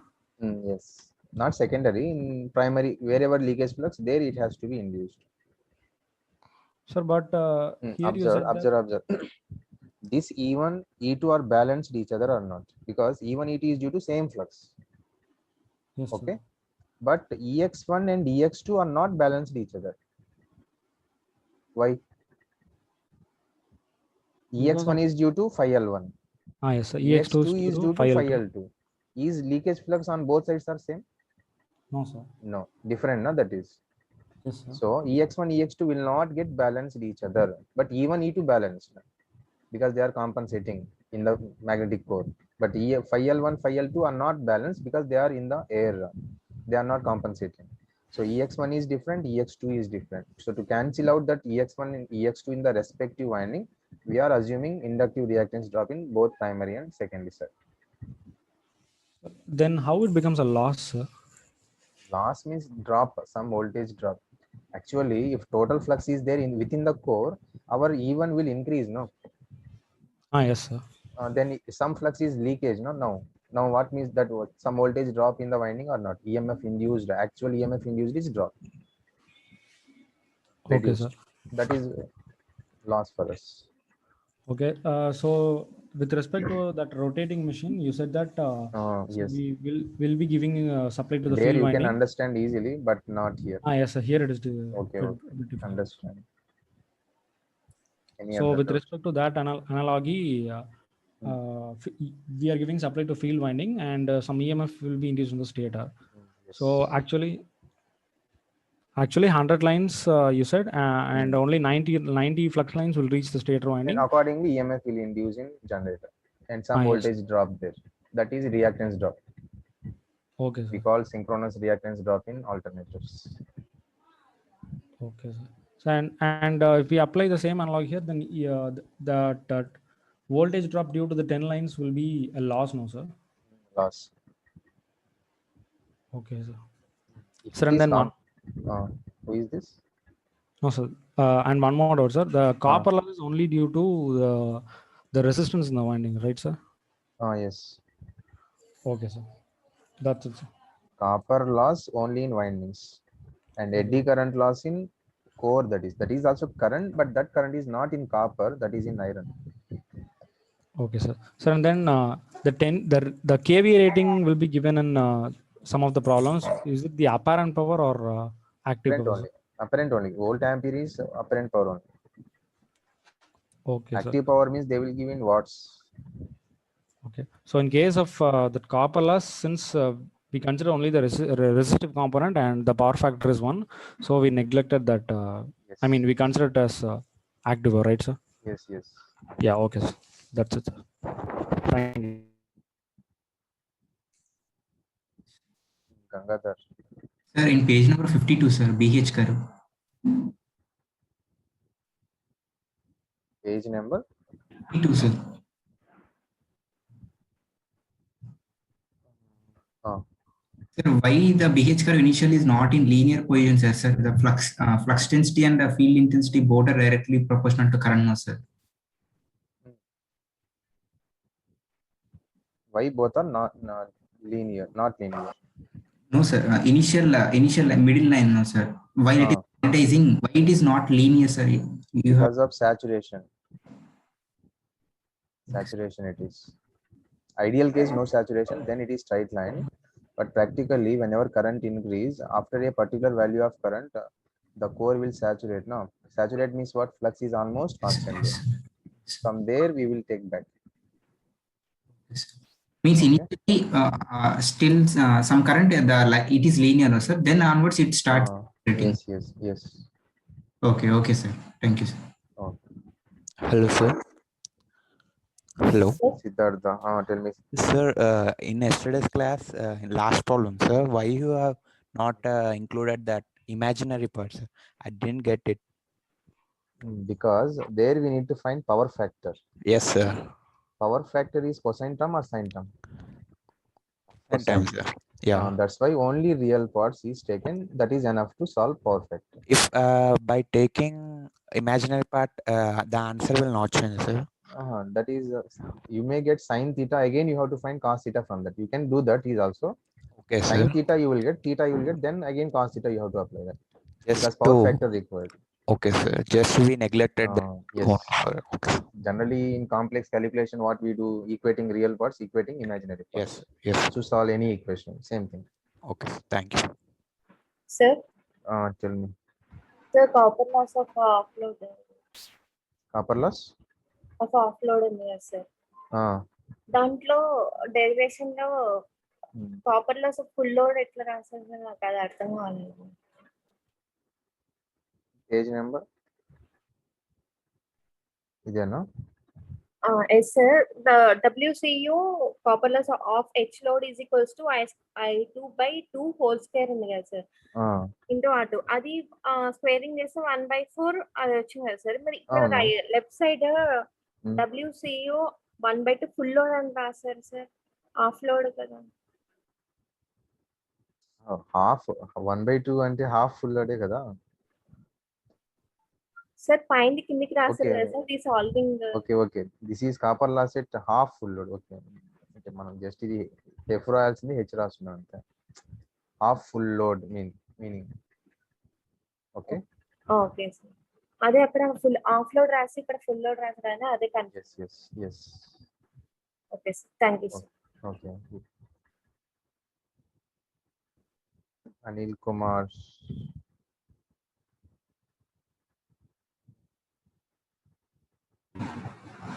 Sir, good evening, sir. Tell me, Anil Kumar.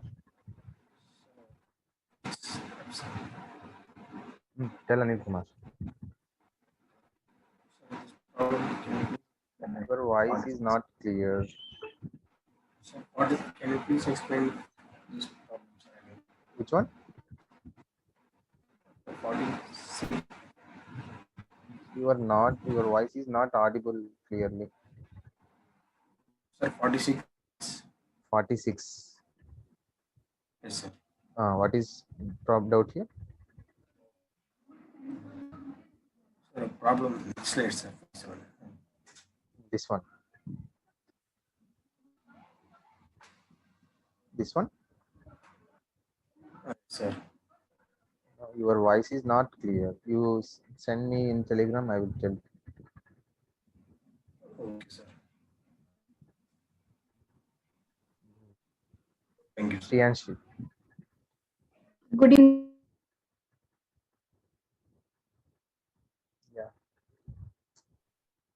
Yeah, tell Good me. evening, Priyanshi. sir. Good evening. Tell me. I wanted to ask about the BH curve. Sir, you said that cohesive force, it is a force which brings residual flux to zero. Yes. Then you ask that if cohesive force increases, then what will happen with the hysteresis loss? Increases, no? But sir, if the force increases, which brings the flux to zero, so the curve should tend towards zero now. So okay. You are understanding like if a coercive force is more, quickly it will come to zero. So here this length is coercive force, no? MMF. This length, whatever from 0 to this point, this is we call coercive force or MMF. Or if MMF increase means what? Current increase, no? So you don't think like you are thinking like that. If it is more force, quickly it will comes to zero. But no, not like that. MMF increase means this width will increase or not, like this. This width will be more. After more time, it comes to zero. More MMF required for MMF required is more in order to bring residual flux to zero. Means suppose there is more residual flux, then it will take more coercive force, no? To bring to zero.